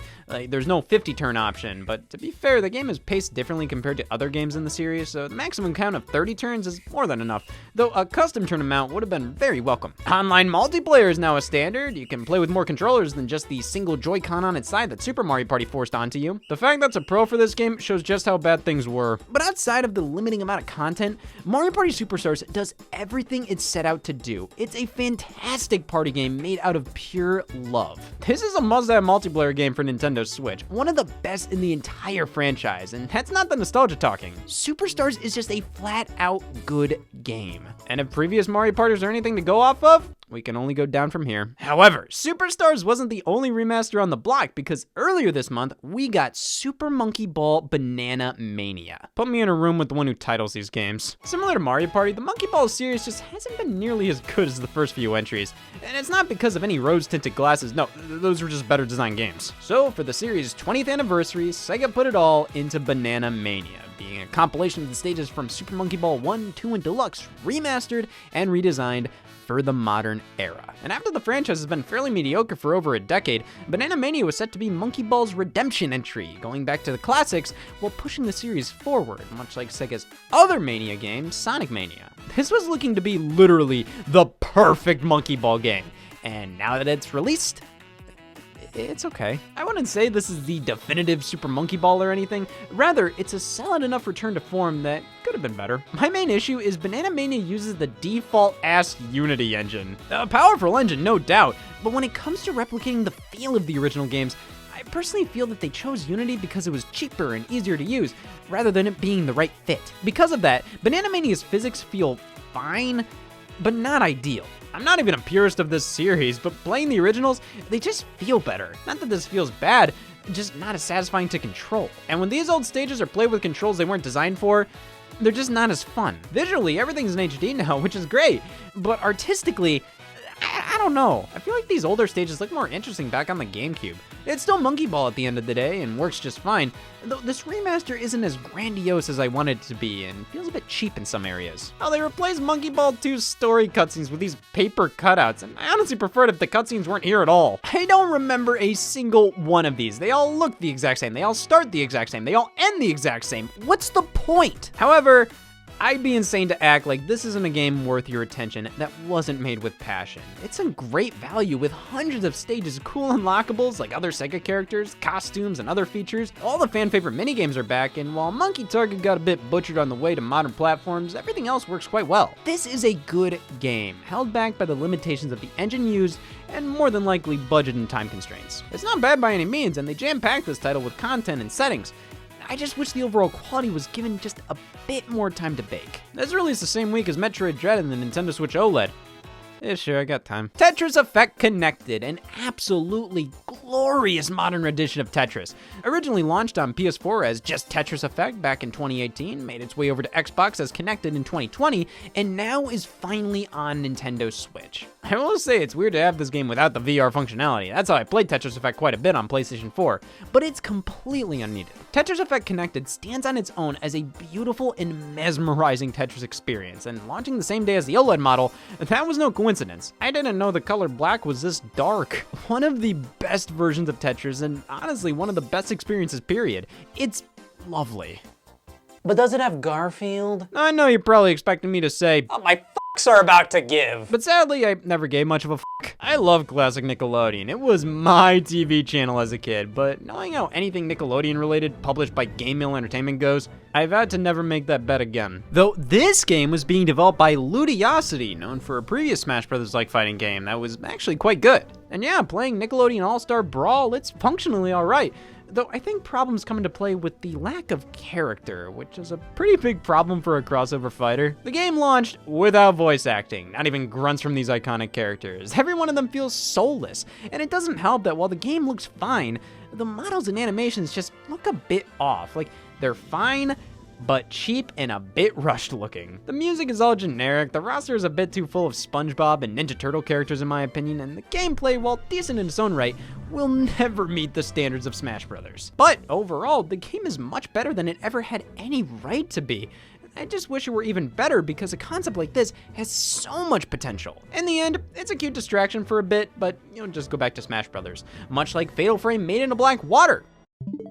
This. One more Wii U exclusive off the list. Fatal Frame Made in a Black Water was an oddball 2015 digital-only release that was forced into a free-to-start model. You could download the game for free and experience the first few chapters until having to pay for the rest of the game. I've never been this excited to just pay full price for a game. You know what I think was a huge missed opportunity with this release? The lack of a physical edition in North America. I was hoping they would rectify that problem with the original Wii U release, but nope, they kept the tradition alive. At the very least, you can get an imported physical from Asian countries that contains the English language option, so at least the game is preserved that way. It's just a bummer you have to jump through some hoops to get it. The game itself, I mean, it's the same game from the Wii U, now without the need to move the gamepad around. In most regards, it's for the better and makes the game much more accessible and feasible on other platforms, which, yeah, this is no longer a Nintendo exclusive. I can't blame Nintendo for not holding on to the Fatal Frame IP for dear life, because what do you gain from that? Though, while a multi-platform release could have garnered more attention for the series, I just feel like they shot themselves in the foot by passing on a physical. I mean, a physical release goes a long way in terms of maintaining prominence as a big game you should keep your eyes on. There's not as many physical Switch games as digital ones, and with this one being digital only, it was honestly really easy for it to get lost in the shuffle. Like, I heard nobody talking about this release. Now, I don't really care for Made in a Black Water, it just didn't really click for myself. Horror-wise, to be honest, it did nothing for me. But please, if you're interested in more unique horror games that are decently well produced, I implore you to check this out. and maybe FIFA 22. That checks some of the boxes. They're still doing the Legacy Edition shtick. This is FIFA 22 Legacy Edition, which is the same damn game from 3 years ago, just with a new roster. That's because EA doesn't care enough to put time into porting the actual FIFA 22 to the Nintendo Switch, so they'd rather just reuse last year's FIFA and update the players and teams. And how dare they? I mean, look at FIFA 22 compared to FIFA 21 on Xbox, and now Nintendo Switch. It's the same game! Why doesn't Xbox get the same game? Dying Light Platinum Edition launched, being a damn good port of Dying Light, which I forgot this was only on PS4 and Xbox One, not PS3 and 360, which makes this all the more impressive. Lego Marvel Superheroes from 2013. I wanted Lego Marvel Superheroes from 2014! As dumb as this may be, I do like when games like this get ported, as there's some of the last I generally think about when it comes to which game should be playable on modern consoles. Hey, just because there's loads of Lego games doesn't mean it's any less valuable to have access to specific ones on your system. This is great to see, and it's cool that they're doing this with a good chunk of these titles. Guardians of the Galaxy? I don't know what's wrong with that. Cloud version. This is getting annoying. It's not like every game is like this, but more and more third parties are deciding to forego an actual port that runs natively on Nintendo Switch in favor of a cloud version, requiring the internet at every waking hour. Guardians of the Galaxy is a massive PS4 and 5 game, okay? I'm not trying to claim it would run on Nintendo Switch, but I just feel irritated when I see that subtitle. And then game listings have the audacity to claim that this game released on Nintendo Switch. This is not a Nintendo Switch game. This is a way to play the game on Nintendo Switch. I never thought there would be a distinction between those two things, but here we are. It's just like, it's really hard to comment on these because, like, yeah, Guardians of the Galaxy probably was never going to natively come to Nintendo Switch, so it's either this or nothing. But these cloud versions just go against everything about what makes the Switch so unique, so popular, so beloved. You can take it anywhere. In the house. What's even worse is that these aren't even good cloud versions. Like, this is horrible. And the fact that this is the same price as the other versions of the game on PS4, PS5, Xbox, PC, this is unacceptable. Make it cheaper, make it better, just put something like a cloud gaming service like Amazon Luna on the Switch as an app and have these games playable through that. I don't know, just stop doing this! Another batch of Hyrule Warriors Age of Calamity DLC released this month because fan was clamoring for it. But obviously, there was bigger DLC news this month. The final fighter for Smash Bros. Ultimate was revealed, and I'm still trying to figure out who it is. Sora from Kingdom Hearts was the last character, a really cool end to an amazing roster. Even if I'm not well versed on Kingdom Hearts at all, I can seriously appreciate an inclusion like this, though it does feel a bit odd. I mean, Kingdom Hearts is all about being a crossover between Disney and Square Enix, so it's pretty fitting to have the last character in your crossover fighting game be one of the biggest faces of crossovers in gaming. But to not have any Disney characters present is strange, but also not. See, if they had Mickey, Donald, and Goofy appear somewhere in Sora's moveset or on a stage, I would say, okay, so you obviously don't care about non-video game characters being in Smash Brothers, and you have the most iconic thing of all time in your game, yet he's not playable? So yeah, it makes sense for Sora to not have any Disney characters appear alongside him, but them appearing, I feel, is necessary to fully represent what Kingdom Hearts is, you know? I don't know, it's kind of a damned if you do, damned if you don't situation, and for what it is, I think they did a good job with Sora. They had a full presentation with the DLC launching later this month, and with that, Smash Bros. Ultimate concluded. It's bittersweet. I'm gonna miss the character reveals, but they can't go on forever. There needed to be an end. If more and more characters kept getting added, it would start to undermine what it takes to be a Smash Brothers character, and honestly, I was starting to feel that by this time. So, wrapping things up with 88 characters and Kazuya, it just made sense, and even the character additions I didn't care for all too much, I'm still gonna be looking back at them with fondness. There's nothing quite like a Smash reveal. Even the ones you don't like, it's fun to discuss why you think that character was picked, what character you would have picked instead, and eventually grow to accept that character as a part of Smash Bros. History. It's been a fun 3 years of Smash Bros. Ultimate, but all good things must come to an end, and ending with Sora was pretty damn cool. And hey, Square Enix was prepared because right alongside Sora's introduction, it was announced that the Kingdom Hearts games were coming to Nintendo Switch. Thank you! Cloud version. You. Oh, we'll get to this in due time. It doesn't release until February, so I've got time to prepare a face. Grand Theft Auto, the Trilogy, the definitive edition, was announced for all consoles and Nintendo Switch, marking the first time the traditional console GTA games are playable on Nintendo.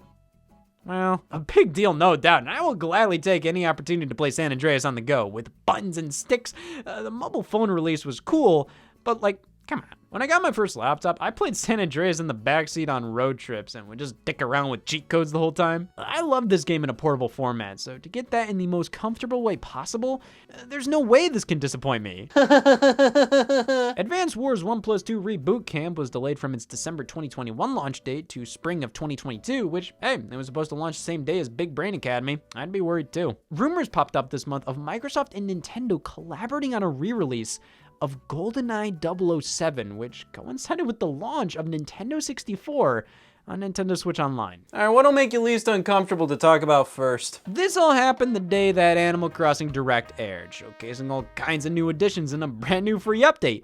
The final brand new free update. Gotta say, too little too late. I can't complain much considering I got more than enough time out of New Horizons, but man, how did it take over a year and a half for these things to be added to the game? Most of this stuff has been in the game's code since launch. You're telling me it took a year and a half to add a bird who sells coffee? These additions are all cool, Brewster, Cap'n, growing your own food, but the fact that it's here in the form of an update means they don't add much to the core gameplay. Like, cool, you can grow crops, but why? That's fun, I guess, but is there any reason to do it other than doing it? Obviously, that's a weird complaint to have about Animal Crossing, considering you could ask that question about the game as a whole. But I'm serious here. If Brewster was core to the game design at launch, if farming was, if gyroids were, I feel like there'd be more to do with them. There'd be more purpose with them. Instead, it's kind of like, here's some stuff to check out, rather than, here's a new core element of our game. They waited far too long to introduce these new features, and what's even lamer is most of these aren't even new. They were standards in previous games. I greatly enjoy my time with New Horizons, but it's obvious they relied too heavily on the free update approach while proceeding to do barely anything with it, and by the time they did, they just kind of puked it all out in one go in this direct. I'm happy this stuff is all here. It's just I would have preferred it in like late 2020, you know? But that's only half the story, as New Horizons received a paid expansion, Happy Home Paradise. Basically, it's taken Happy Home Designer from the 3DS, where you design homes for villagers based on their interests and desires, and makes it a part of New Horizons, which I am not against. The Animal Crossing spin-offs are a lot more tolerable as side modes in the core mainline games, and this totally makes sense as one. It wouldn't launch until early November, but was detailed to be a part of the NSO expansion pack. If you had that tier of the membership, you'd get access to the DLC free of charge. And right after the Animal Crossing Direct, Nintendo detailed more about the service. So Nintendo Switch Online Expansion Pack launched on October 25th, 2021. Now, regular Nintendo Switch Online costs $20 a year and includes access to online multiplayer, cloud save, special store offers, and NES and SNES games. Yeah, it was fun to nag about this back in 2018, but as it stood at this point in time, I think it was more than worth $20 a year. I mean, this is a lot of content for what equates to less than $2 a month. Now, I think the issue came in with how Nintendo Switch Online was sneaky with its branding, as the value came in with the retro game library, not accessing online multiplayer, which I find strange considering that's what the service is named after. You'd think they'd focus more on that. It almost felt like Nintendo just wanted people to subscribe so they could play online, and they kept adding SNES games you weren't playing until you looked at it and went, okay, $20 a year is fair, but for $30 more, you get the expansion pack tier, where you get Nintendo 64, Sega Genesis, Animal Crossing DLC. Am I missing something? I feel like the base tier, you inherently got far more stuff that would appeal to everybody since it's more generalized, like cloud saves and online. The expansion pack costs more than double the base tier, and this is all we get? Well, let's see if it's worth it. Nintendo 64, Nintendo Switch Online. Firstly, 4 years into the system's life, and this is when we get 64 games? What made you say no 3 years in? Hey, Nintendo 64 games can be quite a bit beefier than SNES, and especially NES games, so adding those into the mix definitely adds to NSO's value. The launch lineup wasn't the biggest, though we got Mario 64, the regular version, not the updated one included in Mario 3D All-Stars, so it's cool we have both on Switch now. Ocarina of Time, Yoshi's Story, Star Fox 64, Mario Tennis, Mario Kart 64, Dr. Mario 64, Sin and Punishment, and Win Back! A smaller yet effective lineup, easily more than $50 worth of content right here, though keep in mind that price is annually. Still, I think this is pretty alright. If the games ran correctly, there was a funky little problem with some games for a while here. Ocarina of Time didn't run all too well, with input lag and environmental effects not showing up. See, a lot of Nintendo 64 games used fog effects, but I guess the emulator Nintendo used thought fog was bad, so it was removed. Which, yeah, sometimes fog can be used in games due to hardware constraints, but fog was there to hide imperfections and also add ambience to environments. Like, there's supposed to be fog in Mario Kart 64's Choco Mountain. It's a mountain. This was the big issue surrounding some games on N64 Online. Some worked perfectly, others like Zelda struggled a bit. Though I do think while this was a problem, it was a bit overblown. I think 95% of players wouldn't be able to tell when emulation is, quote unquote, bad. I think it was serviceable, yet obviously problematic. Needed some work and was rushed out. However, people were acting like this was absolutely horrendous, and I have to ask these people, did you play N64 games on the Wii U? I'm just gonna say, this is a step up. I think this was a completely fine way to play N64 games, though the quality control issues were definitely concerning, especially considering the higher price tag and just how long it took to get these games on Switch. But that's not the entire story. We got Sega Genesis games too. F off. I love the Sega Genesis. I love the game selection here.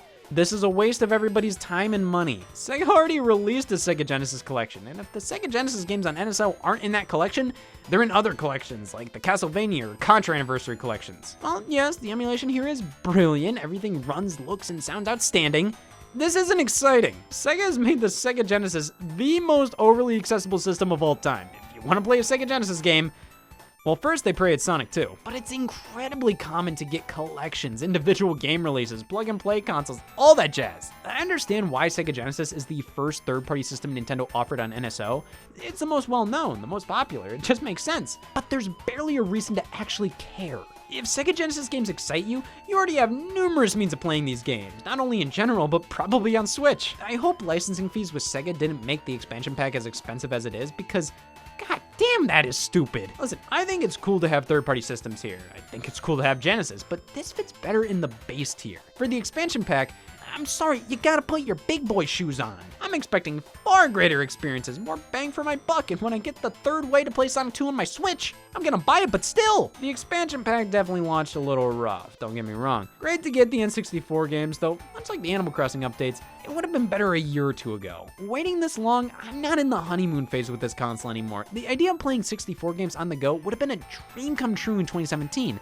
Now, I'm jaded and I've seen so much on the toilet. Sega Genesis is quality on the service, but it's completely unnecessary, and if that jacked the price up, I am fairly concerned they're gonna charge $70 for Atari. At least we got new controllers for the systems, exclusively available to NSO members. The Sega Genesis controller was $50. Check out the obituaries this week. I don't fucking know. Pokemon Brilliant Diamond and Shining Pearl released, but you all know that. It was the reaction heard around the world. Ew. What the hell was this? Easily the most cobbled together mainline Pokemon experience I've ever seen. It's obvious this was rushed and outsourced to meet a holiday 2021 deadline, as this was developed by ILCA, not Game Freak per the norm. And I'm all for Pokemon games being outsourced like this. I think considering the rate they want to release these titles at, it's just something that makes sense, and I have no doubt ILCA is a skilled developer capable of good stuff. They just didn't have the time for this. Animations look unfinished and overly simple. Textures are sometimes non-existent when they shouldn't be. The game is a huge step back from the amount of effort and changes that went into previous Pokemon remakes. This isn't to say they changed or added nothing,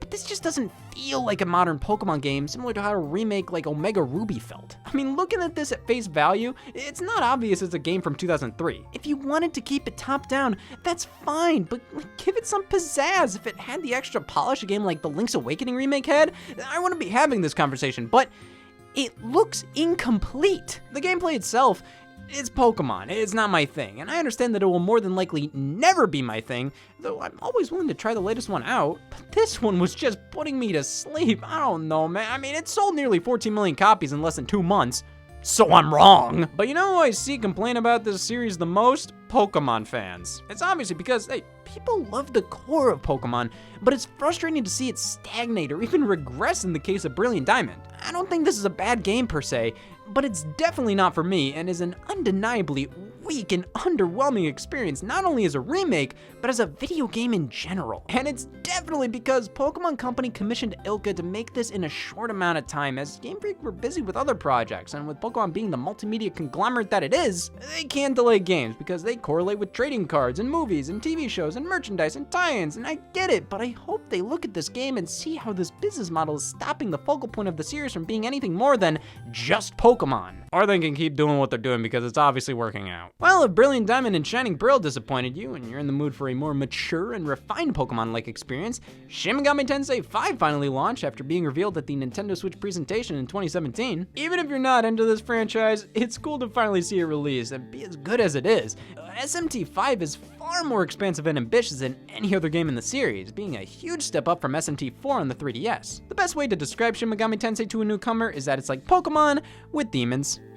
So Pokemon. I think anybody who's been wanting to see the Pokemon series expand and grow up alongside them may get a lot out of this game. I definitely recommend it, far more so than the Nocturne remaster from a few months back. And you know what? Speaking of underwhelming remasters, it's supposed to be like the arcade game by Nintendo from the 80s. It counts. Nobody can shut the f up about Popeye, so Sabic Limited followed the trend and released a Popeye game on the eShop this month.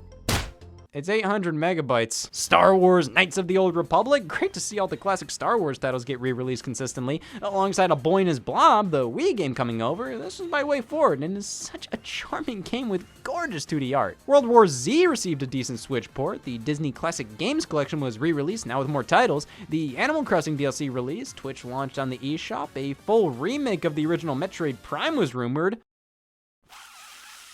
Easily the most controversial release of 2021. Grand Theft Auto Trilogy Definitive Edition. I was so damn excited to play these games, not only with improved controls and graphical enhancements, but on the go via my Nintendo Switch. And not to take away from those first two things, like, yes, the controls are better, taking cues from Grand Theft Auto 5 with its weapon wheel and aiming. Graphically, at first glance, they look pretty much the same, but every now and then, the lighting, texture work, it all looks quite good. I wish they went further, but as it stands, I'm fairly happy with the improvements made. But oh my God, the performance is abysmal! While driving in San Andreas, the frame rate tanks. Frames are skipped and makes the whole experience laggy and disorienting. Glitches are abundant and many enhancements ended up looking like a joke. This is ridiculous. I mean, these are PlayStation 2 games, and these remasters are kind of based on the mobile ports, so why are they having such a hard time on this console? It was also disheartening how the physical release requires a download, when really, all three of these games would have fit fine on one cartridge, no problem. They just didn't want to spend the extra money for a larger cart, which is indicative of how this entire release felt. They didn't care. My God, like, I could look the other way on a lot of these changes, but genuinely, driving in these games ran and felt so bad. And that is frankly unacceptable. This is one of those remasters or remakes where I would have preferred a basic port in 4x3 if that meant it was going to run better. Because as it is, while the GTA trilogy worked on Switch for the most part, it was a very messy introduction of the mainline series on Nintendo hardware. And that really disappointed me. So obviously, I was looking for a pick-me-up. What I got was a one-night stand. Big Brain Academy, Brain versus Brain. I was ready, okay? Wii Degree is one of the most underrated titles on that console. It took simple visual brain teasers and turned them into a high score-based party game. Playing single player was fun, but multiplayer was where it was at. I mean, seeing who can complete the brain teaser faster works so well in a competitive environment. You genuinely want to succeed to be labeled as the smartest ass they know. So when Brain vs. Brain was announced for Switch with an emphasis on multiplayer, I was pumped. One of my favorite multiplayer games was back as something submitted into evidence. Okay, Big Brain Academy, Brain vs. Brain is okay. It's more Big Brain Academy, which is fun. But my God, there is nothing here. Most of the mini games are taken right from Wii Degree, and frankly, there's not much to do here other than play each game until you get a high score worthy of a medal. You unlock accessories for your avatar, but this is yet another instance with modern casual Nintendo games where I have to ask, why not use the Miis? These little guys are cute, but they just can't capture how you look as well as a Mii can. The local multiplayer aspect is the worst part here. It's literally just one mode. You just play against the other person in the same brain teaser and see who wins. The longest you can go for is 5 matches, which literally takes 10 minutes. Wii Degree had a handful of different modes with all kinds of visual identities and quirks. There was one where you'd pick cards and try to win the set of games they challenge you with to claim that card on the board, and oh no, you got an expert difficulty one. Like, that's interesting and fun in a party setting. There was so much more going on in Wii Degree, and to see the multiplayer modes dumbed down to the state they were in Brain vs. Brain, especially considering the title highlights the multiplayer aspect, It's a crime. Well, I guess Brain versus Brain's mainly referring to the online elements of the game, which this game doesn't have online multiplayer, rather online ghosts to battle against. You connect to the internet and can face off against other people's scores and times, which is a smart idea, especially considering you don't have to be playing at the same time to face off against somebody. My problem is, that's the only thing this game really does. Outside of playing against online ghosts, there's nothing really new here. Nothing to keep you playing outside of unlocking cosmetics for your doodle. The games are almost all directly ripped from the Wii game. Local multiplayer is so basic and uninteresting, and while I commend the increase to 4 players, they needed to have so much more here to win me over. It only retailed for $30, which does make this less really lame. And I did have fun playing through all the games, trying to get medals for all of them, but in the end, while Brain vs. Brain isn't bad, it's very obviously a project done with very little passion as an experiment to see if more Wii and DS era games have a home on Switch. I mean, it worked. The game sold pretty well, all things considered. But man, I mean, tell me if I'm wrong. Tell me if I'm nostalgia blind. But doesn't this game look so much more compelling? Brain vs. Brain is serviceable, though very disappointing. You know what else released on the same day? No wonder it got scared away. Disney Magical World 2 Enchanted Edition, the most obvious 3DS game to port to Switch. Playing this one for an hour, my lord! This is a life simulation game akin to Animal Crossing, but nothing like it. They hold your hand so damn much, which for a life simulator where the entire point is to live your life your way, to force you to do things their way like this, even if it is for kids and you want to make sure they understand how to play, this is undeniably frustrating and a massive bore. Like, if they ported this to Switch because Animal Crossing did so well, remind me of that scene where Tom Nook forced you to follow him to the next area by slowly waltzing over there for a minute straight. And also he was a rat. This is obviously for very young Disney fans, and it's polished, I'll give it that. It's just not enjoyable. In most cases, I'd just go with Animal Crossing. In some cases, I would make do. Danganronpa Decadence brought the Danganronpa series to Switch, which has been a long time coming since the games debuted over here on the PlayStation Vita. Though the first 2 games were actually on the PSP, originally in Japan only, and it's great to see how widely available this series has gotten after being banished to the PSP and Vita for so long. Well, now the entire franchise is available on Switch, and then some, with a portion from the 3rd game being expanded into a special extra standalone adventure, Danganronpa S. It's definitely cool to finally have these games on the platform, as they've been a very consistent request from players, so now I don't have any excuses not to play them.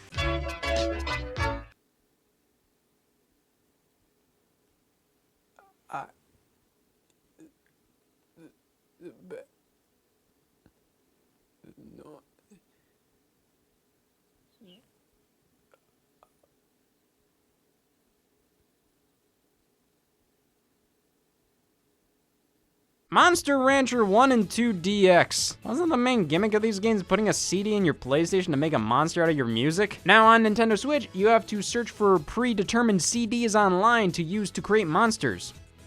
Well, that stinks. Life is Strange True Colors, Shovel Knight Pocket Dungeon, Loop Hero, Chicory, A Colorful Tale.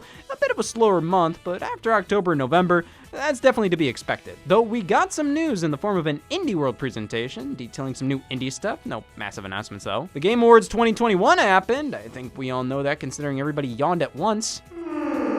There's no way you could have missed that. This was one of their weakest shows, and that's not even considering the lack of a Nintendo announcement. Though Metroid Dread did win Best Action Adventure Game, and of course the president of Nintendo of America accepted the award by selling us on Metroid Dread, saying how Metroid Dread is the ultimate 2D Metro game. Like, f*** off! Have the actual development team accept the award. The next mainline Sonic game was shown there, though, after being teased months ago, titled Sonic Frontiers, an open-world Sonic the Hedgehog game. It's coming to Nintendo Switch, which I'm definitely hesitant about considering the apparent scope of the game. I'm intrigued for sure, though the trailer showed very little Sonic-related scenery. A lot of it looks like any other lush open world. However, I'm cautiously optimistic. They hired Ian Flynn, who has written for the Sonic comics for years, which tells me this game may have a more intriguing concept, plot, and characters compared to the norm for Sonic as of late. The fact they're willing to do something this risky with Sonic rather than go with what works like a Sonic Mania sequel terrifies and annoys me, but I have to give them some credit for doing something with this much potential. There have been a few Sonic fan games with large open environments, and they've shown that if it's done right,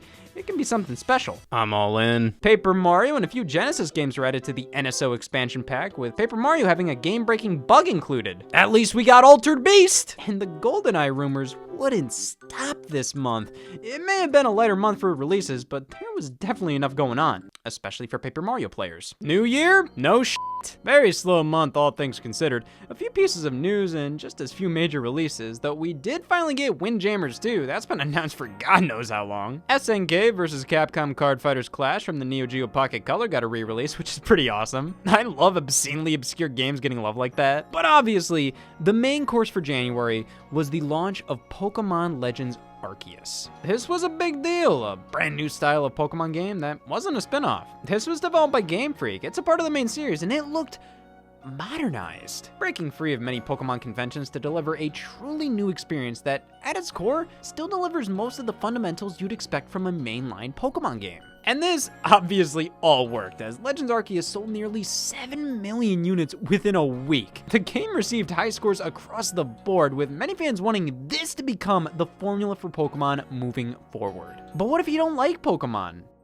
Well, then you're a Pokemon fan. Or you're me, somebody who continues to buy these games and continues to complain about them. So a Pokemon fan. Well, I think the best word to describe Legends Arceus is potential. This is a great step forward for the Pokemon series, with loads of new ideas and repurposing old ideas in new contexts. It's exactly what the franchise needed, but it's not perfect. Obviously, the main complaint is with the graphics. Now, the art design is fine. I love the user interface and overall presentation with the text. It's really quite lovely outside of everything else. It's just really pixelated and choppy looking with overly simplistic architecture and terrain. The Nintendo Switch's power and the amount of time they likely had to make this game, along with Game Freak's lack of experience with HD games on the scale of this, definitely all added to why this game looks as it does. Though in action, while you're playing the game, most of these issues kind of fade into the background, as the core gameplay is engaging enough to distract you from the visuals most of the time. The gameplay definitely isn't perfect though, with an incredibly boring first bit of the game being overly tutorialized, though that's fair considering this is a brand new thing for Pokemon. But it's pretty fun to roam around these worlds and just throw a Pokeball at the Pokemon to capture it. Time isn't wasted nearly as much as it is in standard games. The story is interesting, the battling, when it happens, is far more gripping and fun. I'm not sure if this is full-blown converted me yet though. I've never been really that compelled to keep playing it,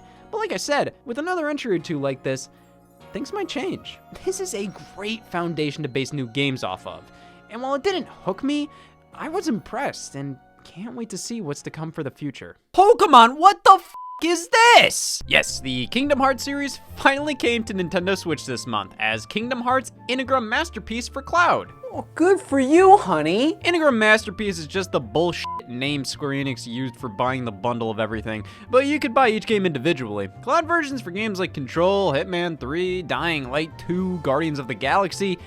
I'm not a fan, but I get it, you know? These are games that run on Xbox One and PS4 and aren't going to obviously be slam dunk hits on a Nintendo platform. So to bring Switch owners a method of playing these games they wouldn't normally get, I understand. It's not fun, but it makes sense. Half of the Kingdom Hearts games were on Nintendo platforms, most of which were exclusive. Melody of Memory came out for Nintendo Switch just 1 year prior. And this isn't an issue of, oh, well, these games wouldn't run on Switch. 1.5 and 2.5 remakes were PS3 games. 2.8 is a re-release of Kingdom Hearts 3D Dream Drop Distance, a 3DS game. Kingdom Hearts 3 is the only one I would understand being a cloud version, but even then, I think it would be more than worth it to invest in a port. And on top of all of this, it runs like piss! Square Enix has made numerous questionable decisions throughout the past year, this definitely being one of them. I feel that this was cobbled together to have the Kingdom Hearts games playable on Switch in some form quickly after Sora became playable in Smash Bros. But to think they didn't already have these games in development for Switch prior is mind-boggling to me. You just thought about making these playable on this console within the past year? And you still couldn't get the cloud versions of these games out within a month of Sora's inclusion in Smash? This entire debacle is ridiculous to me and shows that Square Enix would rather do something half-assed for some money then do it right for more. Assassin's Creed the Ezio Collection released this month, thankfully not cloud-based, alongside River City Girls Zero, a localized version of an old River City game on Super Famicom that never released here that eventually led to River City Girls in 2019, which is really cool to see. And Puzzle & Dragons Nintendo Switch Edition topped off the month. A light month for those looking not to bitch. It was all about the news this time around. The Nintendo Switch surpassed the Wii in sales, selling over 103 million units. Absolutely insane. It's crazy to think about because the Wii was huge back in the day. News reports, word of mouth, it all added to the Wii being as popular as it was. However, that popularity felt more like it was due to it being a fad. Like, everybody had to have it because it was the new big thing. The Nintendo Switch doesn't feel like that. It feels more like a smartphone or a tablet in the sense that everybody eventually goes, yeah, I'll get that soon. People want a Nintendo Switch to play games they want to play, rather than because everybody wants a Nintendo Switch, which I think not only is the reason it surpassed the Wii, but may eventually become the most popular game system of all time. That and the Batman Arkham Collection was rumored this month. So that's why the Switch hasn't sold 400 mil. The big thing this month, though, was the Nintendo Direct on February 9th. First thing announced was Fire Emblem Warriors 3 Hopes, a successor to both Fire Emblem Warriors from 2017 and Fire Emblem 3 Houses from 2019. Definitely following the format of Hyrule Warriors Age of Calamity, being a follow-up to both Hyrule Warriors and Breath of the Wild. Gotta be honest, after so many Warriors crossover titles recently, especially on Nintendo platforms, the last thing I really wanted was another Fire Emblem Warriors. Sure, the original was disappointing and this could be much better, but I'd rather see a completely new series get the Warriors treatment. Now, Xenoblade would fit well. I mean, cool, it'll be a quality title, but not exciting in the slightest. I've seen nobody talk about this game. It was one of the most forgettable announcements in the Direct. No Man's Sky was announced for Nintendo Switch, which, bravo for getting it to run. I'm happy to get more stuff like this on the Switch, though I'm kind of over getting excited or being impressed with some of these games on the platform. If this was 2018, this port would have been incredible. Now it's just like, sure, Mario Strikers Battle League. Where's Golden Sun? Super fun to have this series back, but man, this reveal made this game look like another Mario Golf Super Rush with the lack of content. Like, I'm not seeing much here other than this just being more Mario Strikers, which is cool, but for this series being away for 10 plus years, it doesn't feel like it's grown much at all since then. Not saying it had to, but I just feel like there's so much more you can do to evolve Mario Strikers, and this just looks like Mario Strikers on Switch. It's awesome to have it back, though the trailer here did raise some concerns of mine on the amount of content in the game and how much new is being done here. Splatoon 3's Salmon Run mode, my god, like they just keep showing this game in the worst way. Like, this just looked like Salmon Run. Oh man, new enemies. It still just looks like Salmon Run. I'm sorry. A sequel doesn't have to change everything. That's not what I'm asking for, and I understand core Splatoon fans can find a lot new and a lot different with these modes. But for a casual fan such as myself, yes, I can tell this has been updated, but it hasn't been updated enough to excite me personally. The new bosses and mechanics like being able to throw eggs are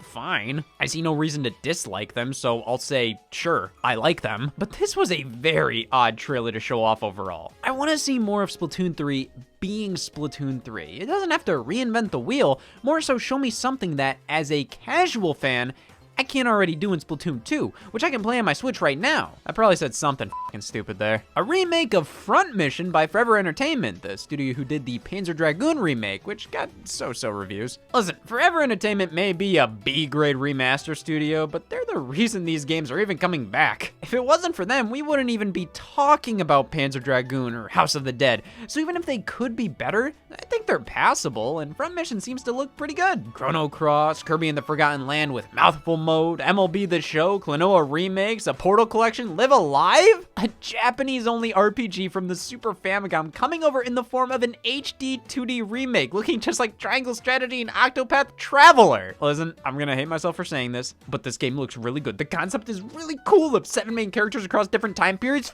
Live Alive, holy shit, yeah, what the is that? So, Nintendo Switch Sports, a follow-up to Wii Sports.